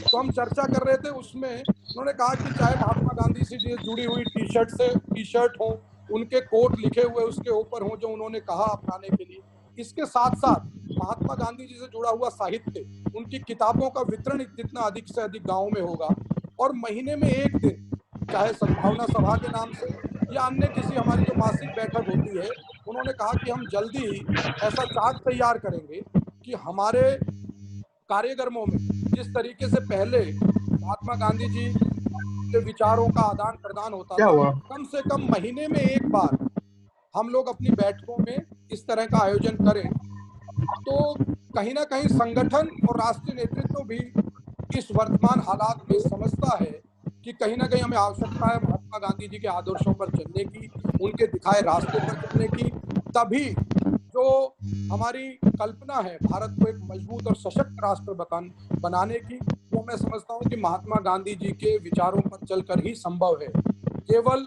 उनको एक दिन याद करके, उनकी जयंती पर और उनकी पुण्यतिथि पर याद करके केवल हम गांधी जी को अनुसरण नहीं कर सकते, हम सबको ये जिम्मेदारी लेनी होगी ताकि आने वाली पीढ़ियां हमारे उस राष्ट्र पुरुष को, उस राष्ट्रपिता को और उनके बताए गए रास्ते पर चल पाए कि उन्होंने न केवल भारत को बल्कि विश्व को वर्तमान समय में अपने ऐसे सिद्धांत दिए, अपनी ऐसी शिक्षा दी जिससे चलकर पूरे विश्व में शांति रह सकती है। और जो आज के दिन अशांति का माहौल है पूरे विश्व में, मैं समझता हूँ कि महात्मा गांधी के रास्ते पर चलते चारों तरफ शांति का माहौल रह सकता है। मैं एक अनुरोध करूंगा आदरणीय प्रमोद जी से और हमारे जी बैठे सभी प्रोफेसर साहिबान से कि हम भविष्य में आप लोगों को जरूर महात्मा गांधी जी से जुड़े हुए कार्यक्रमों में परेशान करेंगे। आपका मार्गदर्शन, आपका आशीर्वाद यूथ कांग्रेस के सभी साथियों को, मैं समझता हूं कि भारत के युवाओं को समय समय पर मिलता रहे। साथ ही आज का जो कार्यक्रम राजीव गांधी स्टडी सर्कल ने किया, क्योंकि मैं भी राजीव गांधी स्टडी सर्कल का एक सदस्य रहा हूं, मैंने भी छात्र जीवन से अपनी शुरुआत की और एक कॉलेज इकाई के सदस्य के रूप में रहते हुए मैं एनएसयूआई का प्रदेश अध्यक्ष भी रहा। और माननीय अशोक गहलोत जी जिनके नेतृत्व में इसकी स्थापना हुई, वो हमारे इंचार्ज भी रहे और छात्र राजनीति में हमने उनसे बहुत कुछ सीखा है। मैं समझता हूं कि आने वाले दिनों में जो भी हमारे राजीव गांधी स्टडी सर्कल के विद्यार्थी सचिव हैं पूरे देश भर के, मैं उनसे जरूर संपर्क करूंगा। और मैं समझता हूं कि आरजीएससी के संगठन के माध्यम से हम एक बैठक जरूर मिलने के आयोजित करेंगे, जिसमें महात्मा गांधी जी के विचारों को हम जन जन तक पहुंचा सकें। उसका एक रोड मैप तैयार करके भविष्य में हम सब मिलकर चल पाएंगे। मैं पुनः आज के स्पीकर महोदय का और सभी आरजीएससी के पदाधिकारियों का दिल से धन्यवाद करता हूं कि उन्होंने मुझे आमंत्रित किया और मुझे प्रोफेसर साहब के महात्मा गांधी से जुड़े हुए विचार सुनने का अवसर मिला, ताकि मैं अपने भविष्य के जीवन में भी उनकी नीतियों को अपना सकूं, उनकी बातों का अनुसरण कर सकूं। मैं आपको दिल से आभार व्यक्त करता हूं। बहुत बहुत धन्यवाद। तो अभी हम लोग राहुल राव जी को सुन रहे थे। बहुत कम ऐसा होता है कि कोई छात्र या युवा नेता ऐसा मिले जो वैचारिक भी हो, क्योंकि वर्तमान संदर्भों में राजनीति सिर्फ जिंदाबाद और मुर्दाबाद तक रह गई है। और आप नेशनल मीडिया इंचार्ज हैं। आज आपको सुनने के बाद भी हम ये बात समझ में आई कि आप क्यों नेशनल मीडिया इंचार्ज हैं। इतने अच्छे से विदेश नीति से लेकर और राम राज्य की जो आप बात कर रहे हैं कि राम राज्य गांधी का क्या था और आज के राम को कैसे स्थापित किया जा रहा है। और दूसरी बात सर की जो विदेश नीति की बात है, आपसे भी चर्चा हुई थी कि अगला हमारा कार्यक्रम फॉरेन पॉलिसी पर ही होने वाला है। और प्रोफेसर सतीश राय सर ने शुरू में अपनी इच्छा जाहिर करी थी, आपने उस पर मोहर लगा दी। लगभग 20 से ज्यादा राज्यों में राजीव गांधी स्टडी सर्किल की बहुत ही सक्रिय इकाई है और हम लोग पूरी तरह से तैयार हैं आपके साथ कंधा से कंधा मिलाकर चलने के लिए। जहां भी वैचारिक एक आंदोलन की आवश्यकता होगी, हम सब आपके साथ हैं। और हमारी लोगों की भी इच्छा है कि हम लोग भविष्य में आपके साथ जुड़ करके काम करें। सब लोग एक ही तरह के विचारधारा के लिए काम कर रहे हैं। और मैं राहुल जी को धन्यवाद देता हूं। और साथ में अब जो हमारे लिसनर्स हैं लगातार रेज हैंड कर रहे हैं और क्वेश्चंस पूछना चाह रहे हैं। तो मुझे लगता है कि शुरू में लोग नहीं जुड़े थे। हमारा एक पैटर्न है और उसमें हमारा क्वेश्चन आंसर सेशन होता है और अब क्वेश्चन आंसर सेशन स्टार्ट होता है। जिसको प्रश्न पूछना है, देववर्धन जी और अभिनीत दो लोग वो होस्ट हैं, आप उनको अनम्यूट करिए और वो सवाल पूछेंगे। रिस्पेक्टेड जो हमारे स्पीकर्स हैं, चेयरमैन हमारे सतीश राय सर हैं, राहुल जी हैं और द्विवेदी सर हैं, ये लोग उन सवालों का जवाब देंगे। लेकिन अभी आपके पीछे से आवाज आ रही थी और एक आध दो लोगों के पीछे से आवाज आ रही है, तो प्लीज डिस्टर्ब होता है बहुत, मतलब दूर दूर बैठ करके हम लोग एक दूसरे से जुड़े हुए हैं, तो ये डिस्टर्बेंसेस ना हो। और अब कोई प्रश्न पूछना चाहता है तो अपना हैंड रेज करे और उसको अनम्यूट किया जाए और वो सवाल पूछे। और तब तक आप लोग फीडबैक फॉर्म भर दीजिए ताकि सर्टिफिकेट आपको मिले। सचिन जी को अनम्यूट करिए। अभिनीत जी सर, जी सर, प्रमोद सर, मैं लाहौल स्पीति से सर। जी नमस्कार सर, कैसे सर? हाँ बेहतर बेहतर सर। लास्ट सेशन भी जब अटेंड किया था तो बीच में डिस्कनेक्ट हो गए थे सर। कोई नहीं, आज पूछिए। पिछला बार भी बहुत अच्छा लेक्चर था सिविल सर्विस करके और उसमें बीएम शर्मा सर हमारे एक्स चेयरमैन आरपीएससी जुड़े हुए थे। आज पूछिए, द्विवेदी सर हैं, राहुल राव सर हैं।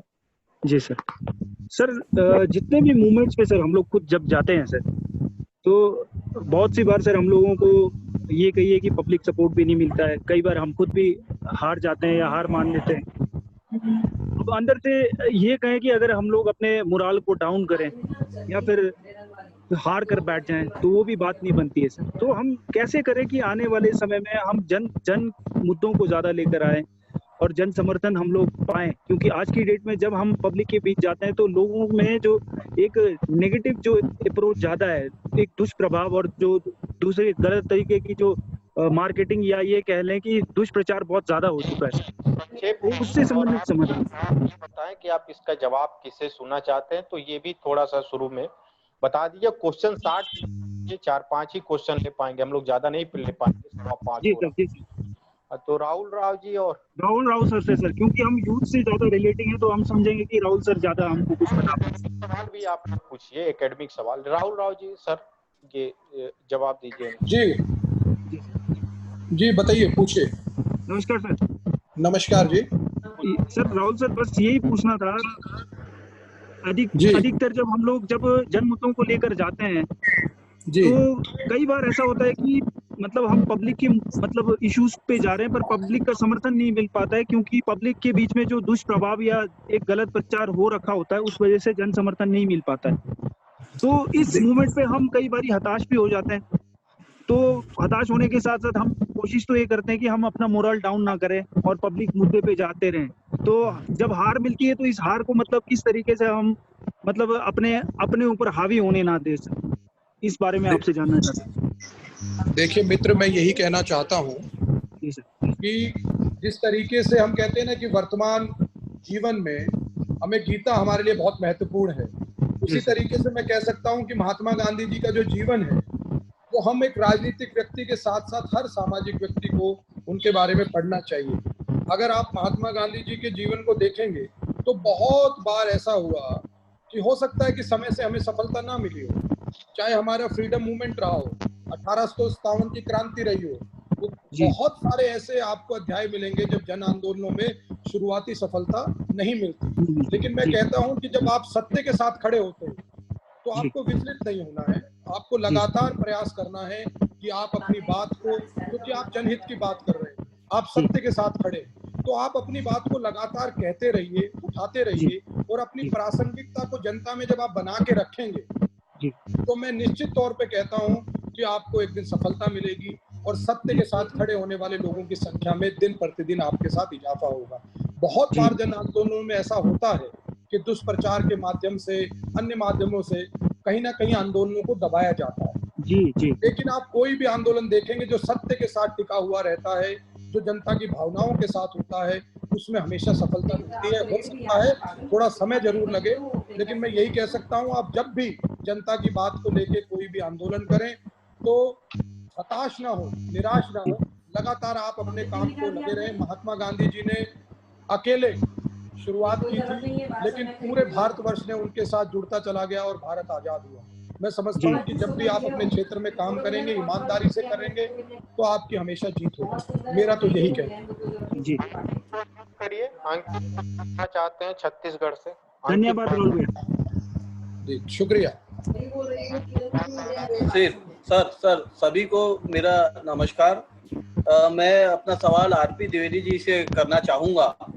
जो हम लोग, जैसा कि आरपी द्विवेदी साहब ने भी बताया और हमारे युवा साथी राहुल राव जी ने भी बताया कि आजकल के लोग जो हैं वो सोशल मीडिया यूनिवर्सिटी के हैं, तो सोशल मीडिया में जो गांधी जी के बारे में सबसे ज़्यादा दुष्प्रचार होने वाली चीज़ें हैं वो है नंबर 1 कि गांधी जी वैसे तो भारत देश में 1857 या उससे पहले से स्वतंत्रता का आंदोलन चल रहा था, पर गांधी जी 1915 को भारत देश में लौटे विदेश से अपने पूरे तमाम पढ़ाई और अपना पूरा वहाँ पर घूम फिर के, पर 1915 को वो भारत में आया और आज सिर्फ हम स्वतंत्रता आंदोलन के लिए प्रमुख जननायक के रूप में सिर्फ गांधी जी को ही क्यों देखते हैं। दूसरा, गांधी जी ने अपना राजनीतिक उत्तराधिकारी नेहरू जी को ही क्यों बनाया? सरदार पटेल भी हो सकते थे और भगत सिंह को भी वो बचा सकते थे, पर बचाया नहीं।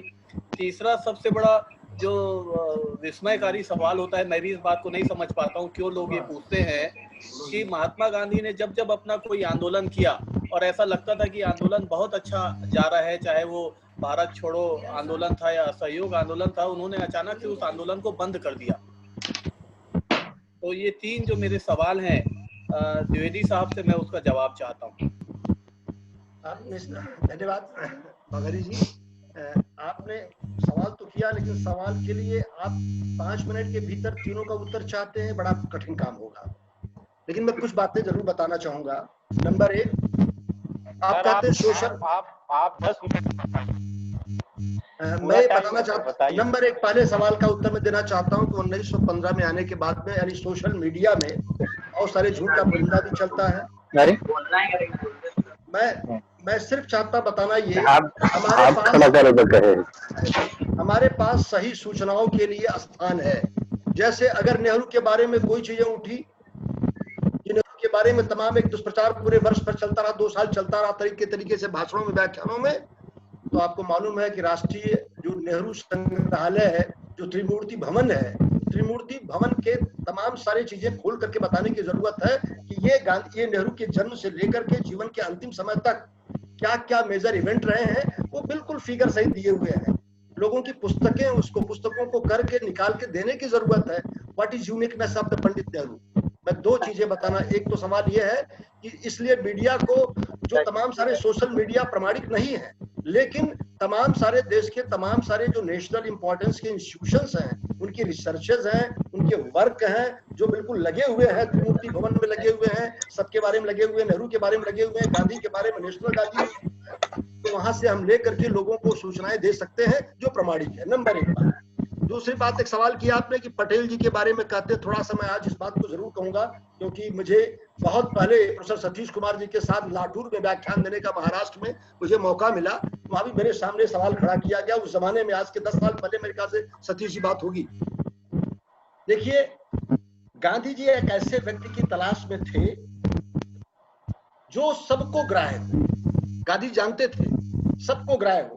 कल्पना करिए, कई बार हम समझते हैं पटेल जी को हरिपुरा अधिवेशन के बाद से लोगों ने जानना शुरू किया, आपको पता होगा।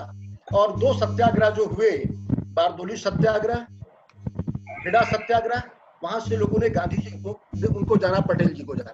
पटेल जी की जो उपलब्धियां हैं, वह उनके बड़े भाई सरदार विठल भाई पटेल, जो बड़े वकील थे फौजदारी के गुजरात में, अहमदाबाद में, वो कालांतर में अपने सारे वकील को ट्रांसफर किया। पहले वो छोटे तालुके में करते थे प्रैक्टिस, और वहां उन्होंने जो मैनेजमेंट ऑफ जो समस्या थी नगर निगम में, अहमदाबाद के म्युनिसिपल कॉर्पोरेशन में पानी की सप्लाई की, बहुत बेहतर प्रबंधन किया, वो संज्ञान में आए वो।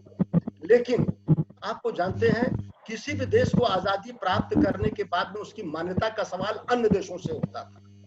नेहरू जी जो लेफ्टिस्ट ग्रुप के, जो वामपंथी समूह राष्ट्र थे, उनकी तरफ भी उनका जो झुकाव था, लोग जानते थे उन्हें। यही नहीं है, वो सबको लेकर चले नेहरू जी।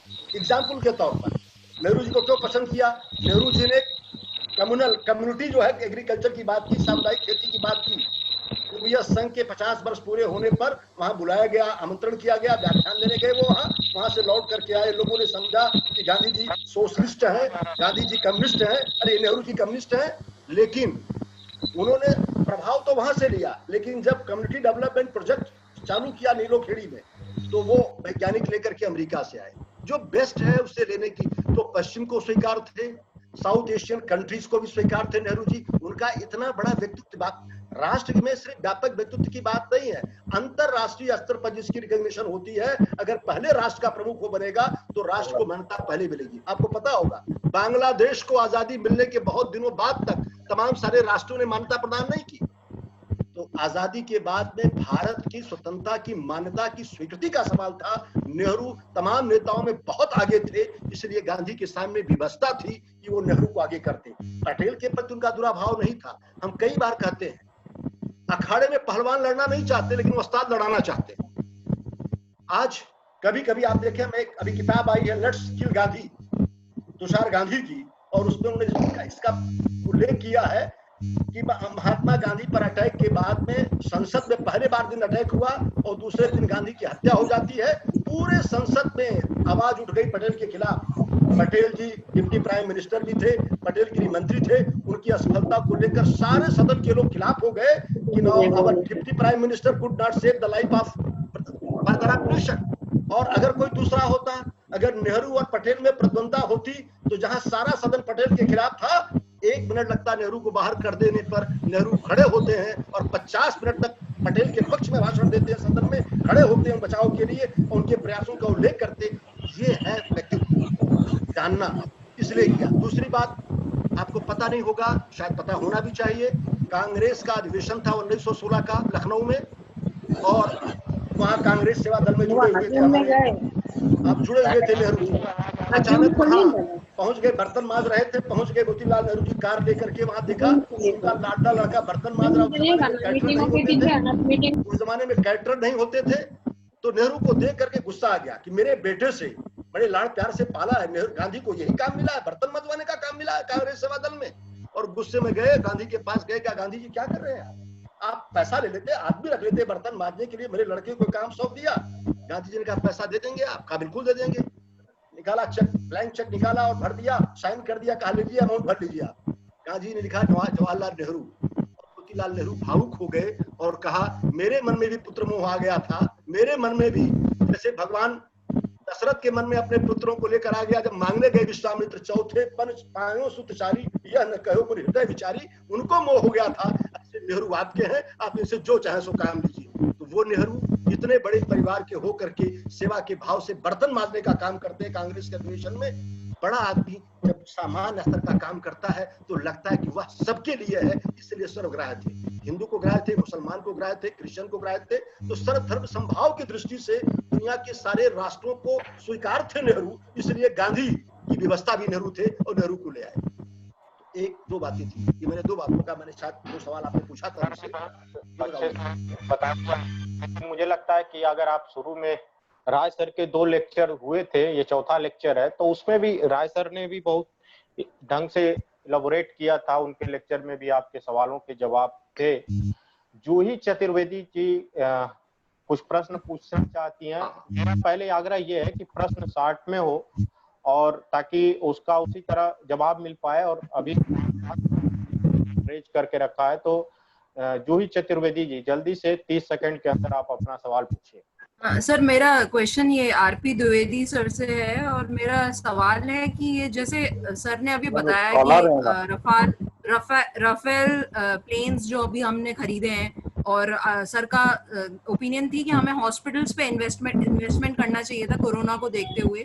तो कोई भी सरकार आके अपने डिसीजंस लेती है, नए नए तरीके के डिसीजंस लेती है, और सरकार के ओपिनियन में तो वो डिसीजन सही होते हैं तभी वो लेती है। तो ऐसी कोई एजेंसी हमारी गवर्नमेंट में या हमारे देश में नहीं होनी चाहिए कि जो सरकार को जज करे उनके काम पे, जैसे कि हमारे कॉलेज में एनबीए या नेशनल बोर्ड ऑफ एक्रेडिटेशन या national accreditation and assessment council colleges को असेस करती है। तो वैसे कोई ना कोई एजेंसी नहीं होनी चाहिए जो हर डिसीजन पे असेस करे, क्योंकि अभी तो मीडिया अपने हिसाब से अपने सवालों हर अपना आकलन करता है सरकार का, और हर चैनल का आकलन अलग होता है। तो जहाँ पे ट्रूथफुलनेस की भी बात आ रही है मीडिया की, तो वहाँ सर क्या आपके विचार में क्या है, ऐसा इनिशिएटिव लिया जा सकता है जो कि सरकार भी ज्यादा उत्तरदायी बने और उनको जज किया जाए?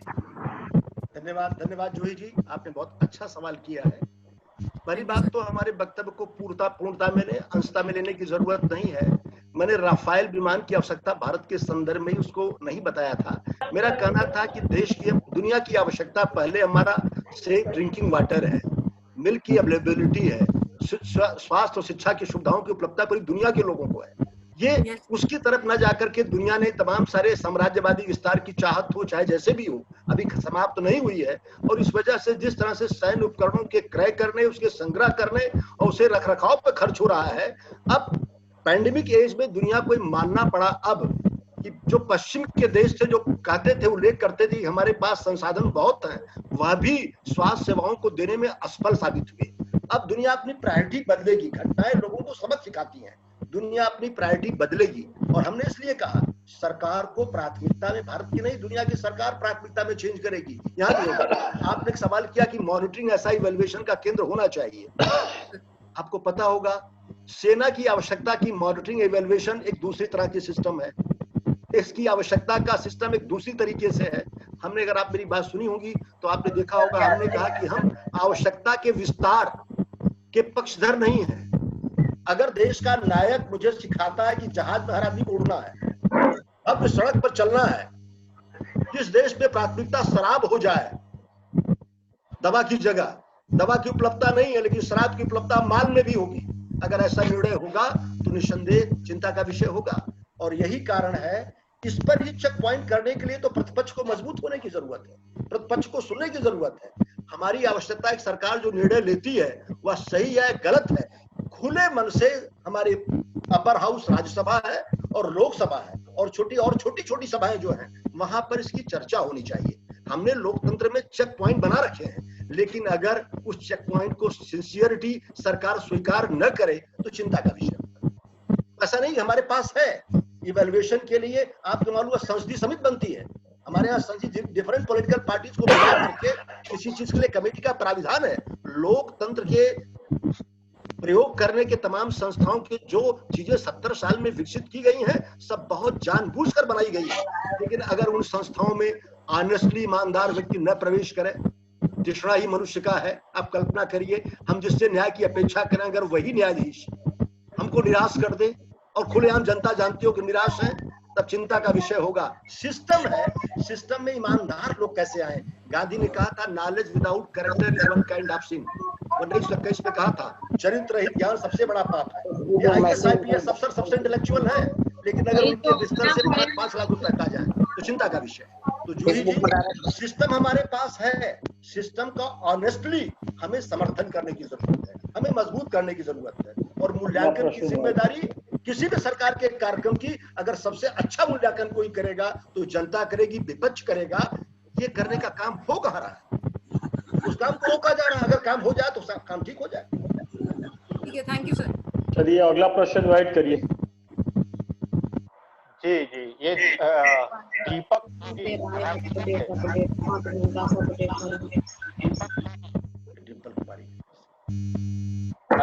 डिम्पी कुमारी जी, पहले तो आप पीछे अपना वो कर लीजिए, बहुत वॉइस आ रहा है, और अपना सवाल पूछिए। डिम्पी कुमारी जी, डिम्पी कुमारी जी हैंड रेज कर रखा है।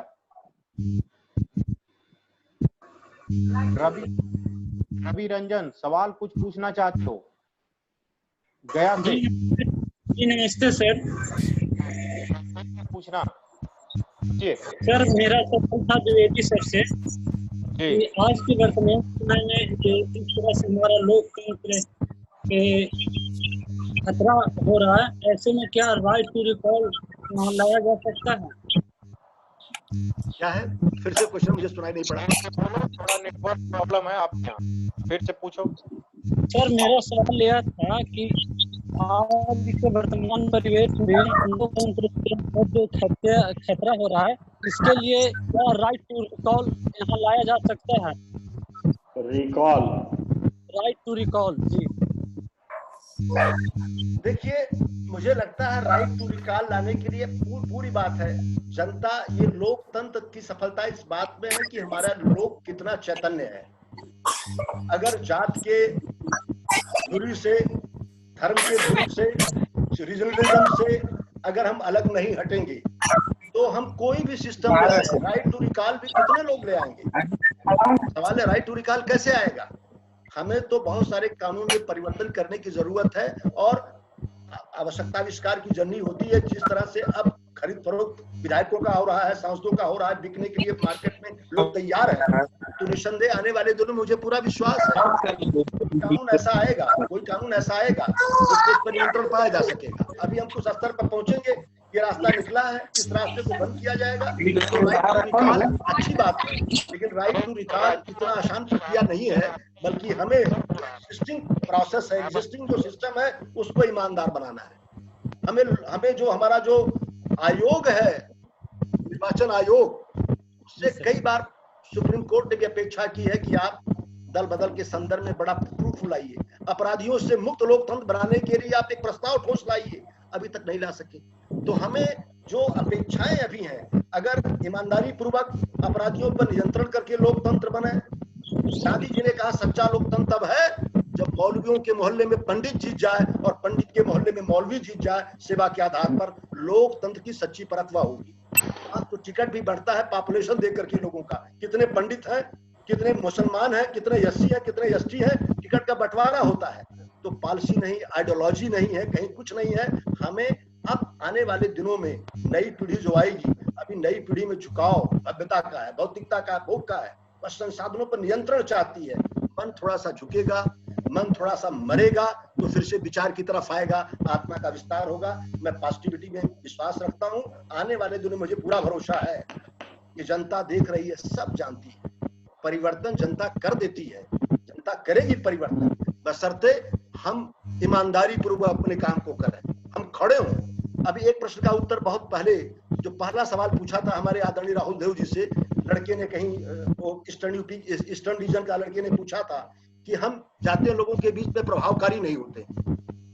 इसका बड़ा अच्छा एग्जाम्पल दिया है, एक किताब में है जो है वो, उसमें अस्पृश्यता के संदर्भ में गांधी जी आश्रम वर्धा में थे, लोगों को बुलाया और कहा जाकर के, द मेमोइर्स में लिखा हुआ है, तो कहा कि जाकर के आप, उन्होंने महादेव देसाई से कहा कि आप टीम को लेकर के जाइए। और श्रीमन नारायण जी कांग्रेस के सेक्रेटरी भी रहे, गांधी के साथ भी काम किया, नेहरू के साथ भी सेक्रेटरी रहे, जनरल सेक्रेटरी रहे कांग्रेस के। तो किताब में लिखा उन्होंने, the window on Nehru and Gandhi, Gandhi और नेहरू के व्यक्तित्व का विश्लेषण किया, उन्होंने अपना अनुभव साझा किया है। कहा, गांधी ने कहा जाओ गांव-गांव में समझाओ लोगों को कि हरिजन जो वर्ग के लोग हैं उनको अपने परिवार की सदस्य की तरह समझे, भेदभाव न करें, यह अस्पृश्यता नहीं होनी चाहिए। और ये लोग 20 किलोमीटर की परिधि में समझाने के लिए निकले, एक भी आदमी तैयार नहीं हुआ। लौट के आए तो श्रीमन नारायण जी ने गांधी जी से कहा, Gandhi ji, your such experiment is quite frustrating, the people of Maharashtra is not in mood to listen Mahatma like you, you can not change the mind scenario of the nation.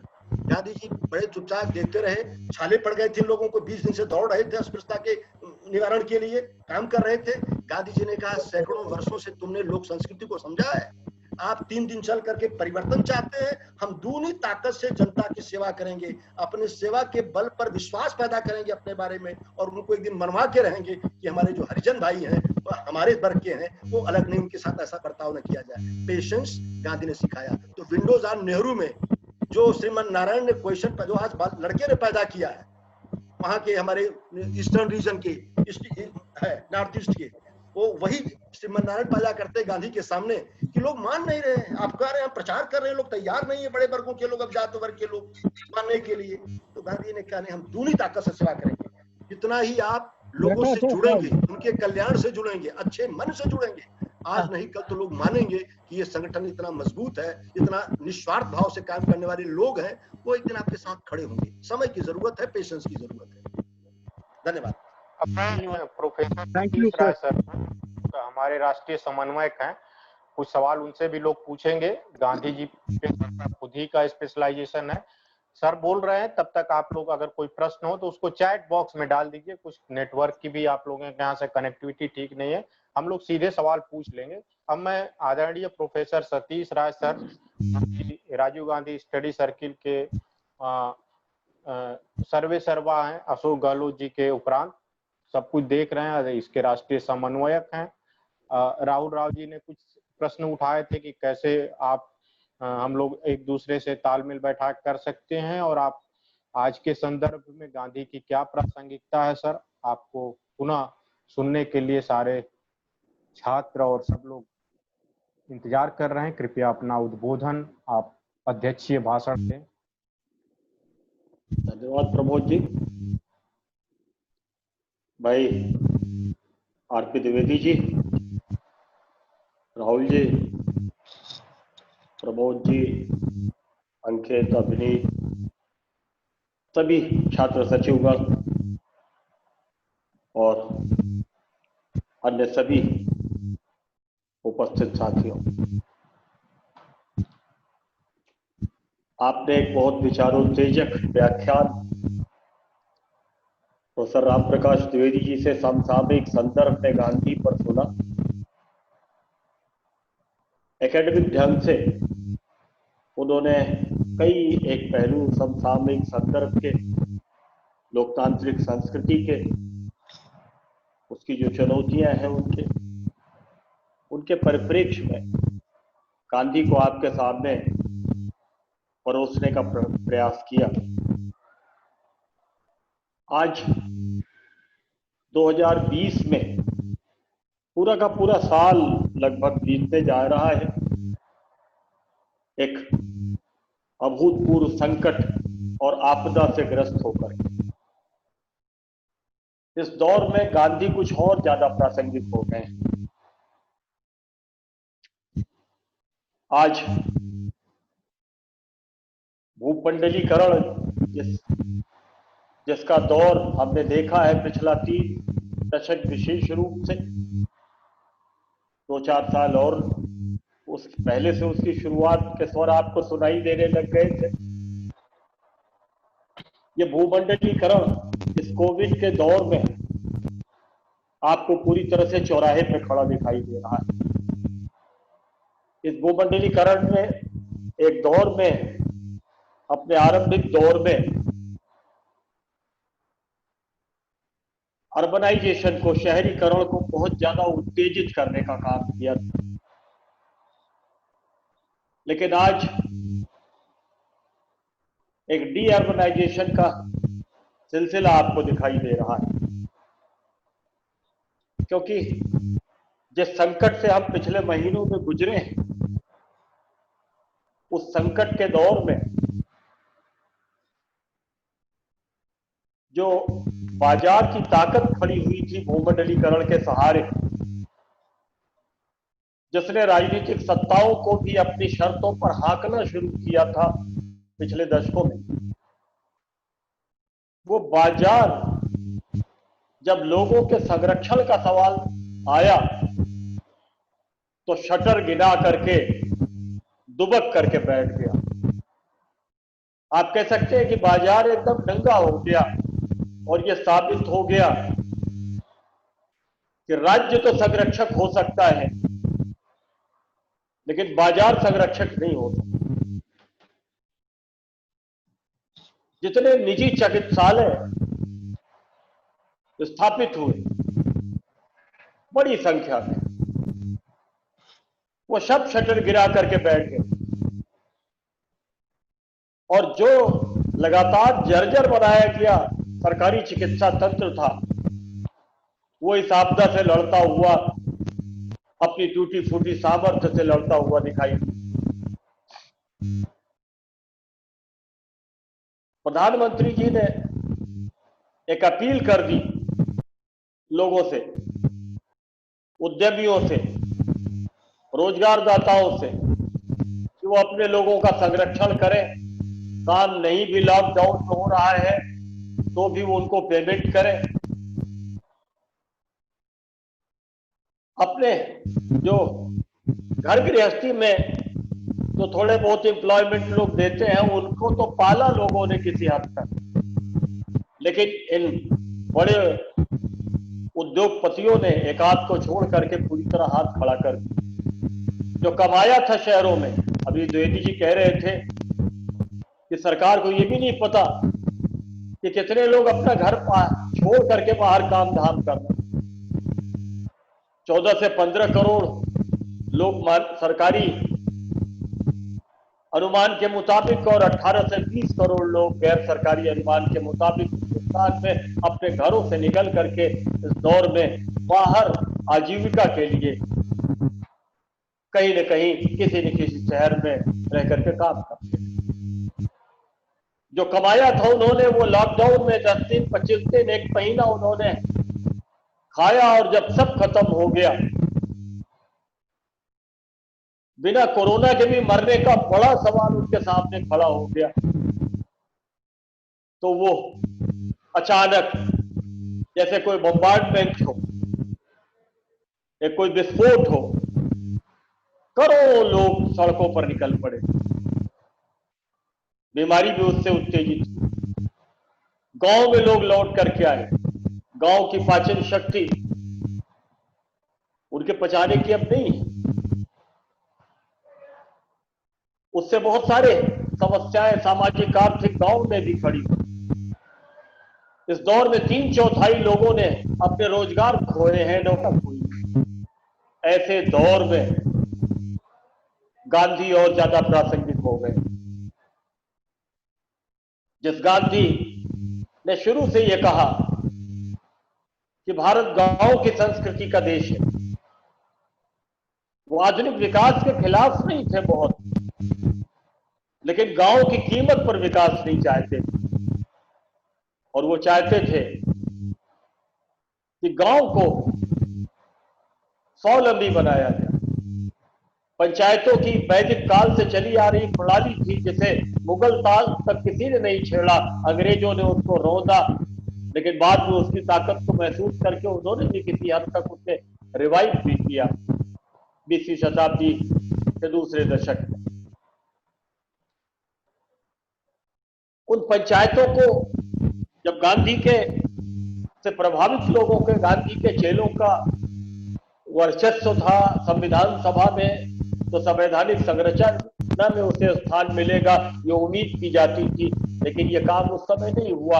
नीति निर्देशक सिद्धांतों में डाल करके कि ग्राम पंचायतों का विकास किया जाएगा, ये काम भविष्य के लिए छोड़ दिया।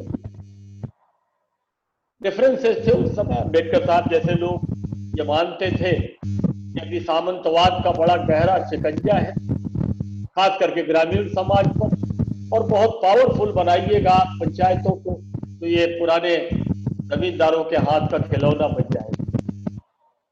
इसलिए इस काम को भविष्य में देखिए। लेकिन बहुत प्रतीक्षा नहीं की जवाहरलाल जी, और उन्होंने 50 के दशक के अंत में पंचायती राज को एक बड़ी परिकल्पना के साथ, त्रिस्तरीय इकाई के साथ ग्राम पंचायतों को, पंचायत की परिकल्पना को पंचायती राज की परिकल्पना का रूप 3-3.5 दशकों तक विधिक आधार पर उसका प्रयोग चला। फिर राजीव गांधी ने एक पहल की और आज वो संवैधानिक संस्थाएं हैं। आज अनलॉक और लॉकडाउन के आखिरी पीरियड में जिस तरह से लोग बड़ी संख्या में गांव में लौटे, उनके सामने सवालिया निशान का बड़ा गहरा दायरा आया है। रोजगार का संकट है, रोटी का संकट है, सरकारी सहायता इतनी नहीं है कि उससे उनका परिवार का कुशल क्षेम हो सके। कुछ मनरेगा सिर्फ प्रासंगिक होकर के खड़ा हुआ, जिसकी बड़ी उपेक्षा की थी सरकार। तो आज गांधी समसामयिक दौर में एक बार फिर प्रासंगिक इस संदर्भ में हुए हैं कि हमें अपने विकास को विकेंद्रित स्वरूप देना पड़ेगा। गांव की प्राथमिकता जो खत्म हो गई, नेहरू ने जब नियोजन की प्रणाली, पंचवर्षीय योजनाएं शुरू की, सामुदायिक विकास के कार्यक्रम शुरू किए, तो पंचायती राज जिनमें बीच में जिला परिषद और ग्राम पंचायत के बीच में ब्लॉक बनाए उन्होंने, इसे योजनाओं को मजबूती देने, उसमें जन सहभागिता बढ़ाना, ये उद्देश्य था। लेकिन इस भूमंडलीकरण के दौर में, उदारीकरण के दौर ने बिल्कुल सारा नजरिया ही बदल दिया। जो अपने गांव से कट जाए वो भूमंडलीकरण का हिस्सा बन जाए। जिस तरह से बड़े कारपोरेट हाउस का दबदबा खड़ा हुआ पिछले 5-6 सालों में, आपने देखा कि किसान का कर्ज माफ करना पड़े तो सोशल मीडिया पे टूट पड़ता है एक तबका, हम लोगों को भिखमंगा बना रहे हैं, और लाखों करोड़ रुपए कारपोरेट्स के माफ हो जाएं, कोई उंगली नहीं उठाता मीडिया में। और इस कोविड के दौर में वो कॉर्पोरेट्स कितने काम आए, औद्योगिक घराने कितने काम आए, बहुराष्ट्रीय कंपनियां कितनी काम आई। ये केवल हिंदुस्तान नहीं, सारी दुनिया में भूमंडलीकरण की प्रक्रिया एकदम चौराहे पर खड़ी हो गई और बाजार नंगा होकर खड़ा हो। स्पेन में तो अपने यहाँ राष्ट्रीयकरण कर दिया प्राइवेट हॉस्पिटल का। स्पेन सारी दुनिया में आर्थिक राष्ट्रवाद और उसकी संरक्षणवादी नीतियों का एक बुलबुले दिखाई देने लगा। भारत में भी एक यू टर्न जैसा नारा आया, जो नारा ही है कि लोकल को वोकल होना चाहिए। गांधी की कुटीर उद्योग और ग्रामोद्योग की परिकल्पना और थी क्या? लोकल को वोकल बनाने की ही तो थी। लेकिन आज नारे से काम नहीं चलने वाला। भूमंडलीकरण के दौर में 2014, 13-14 तक केवल चीन के साथ जितना व्यापार बढ़ा था उसका 6 से 8 गुना केवल पिछले 5 साल में। तो आज हमें विकास की अपनी नीति को नियोजित करना पड़ेगा। अभी नई शिक्षा नीति आई है, आप सब विद्यार्थी जिनके पास पैसा है उनके लिए बेहतर रास्ते खुलेंगे इस नई शिक्षा नीति। विदेशी विश्वविद्यालयों का भी रास्ता खुल गया और बड़े पैमाने पर निजीकरण को बढ़ावा होगा। तो आज जरूरत है गांधी की जो विकेंद्रीकरण की नीति, क्योंकि वो पूंजीवाद, साम्यवाद, इन दोनों में एक समान असंगति मानते थे। पूंजी का, उत्पादन का और उसके चलते सत्ता का केंद्रीकरण, और उसके विपरीत राजनीतिक सत्ता का, पूंजी और उत्पादन का, इन सब का भी एक विकेंद्रित ढांचा चाहते थे। पंचायती राज को जिस तरह से कांग्रेस की सरकारों ने वो ग्रास रूट तक कॉन्स्टिट्यूशनल फ्रेमवर्क में सरकारें ले गई, उस दौर में ले गई जब दुनिया में लोकतंत्र टूट रहे थे 80 के दशक में, 90 के दशक में। द्वितीय विश्व युद्ध के बाद के तमाम नवस्वतंत्र राष्ट्रों में उस दौर में ले गए। 36 लाख पीपुल्स रिप्रेजेंटेशन के नए मौके 73वें और 74वें संविधान संशोधन, नेतृत्व का एक नया ढांचा खड़ा हुआ ग्रामीण समाज। लेकिन सरकारों और उनकी ब्यूरोक्रेसी के शिकंजे में कलाम साहब ने कभी बहुत अच्छी बात कही, हमें उस दिशा में सोचना पड़ेगा। उन्होंने कहा था कि ब्लॉक्स, आप बहुत अच्छी बात है, आप इंफ्रास्ट्रक्चर डेवलप करो, आप 6 लेन बनाओ, 4 लेन बनाओ आप, लेकिन एक ब्लॉक में अगर 100 गांव होते हैं तो आप 25-25 गांव के 4 क्लस्टर बनाओ हर ब्लॉक, और उन 25 गांव को आप 2 लेन से, सर्किल से जोड़ो, और उन गांवों को सिंगल लेन से आप कनेक्ट करो। उस 2 लेन की सर्किल पे सारी बुनियादी सुविधाएं उपलब्ध हो, अच्छे अस्पताल हो, अच्छे स्कूल हो, बीज गोदाम हो, कोल्ड स्टोरेज हो, सभी डेयरी डेवलपमेंट की दिशा में इंसेमिनेशन वगैरह के केंद्र हो, जो भी तमाम छोटे उद्योग धंधे और उससे जुड़ी संभावनाएं उसके इर्द गिर्द बनते, और इस दिशा में काम करने की कोई रीति नीति अभी दिखाई नहीं दे रही कि हम गांव की तरफ अपने विकास की संरचना को ले जाए। आज इसकी जरूरत है और गांधी ज्यादा प्रासंगिक है। कभी इंडिपेंडेंट बातचीत करूंगा, क्योंकि लंबा व्याख्यान आप लोग चुके हैं गांधी पे।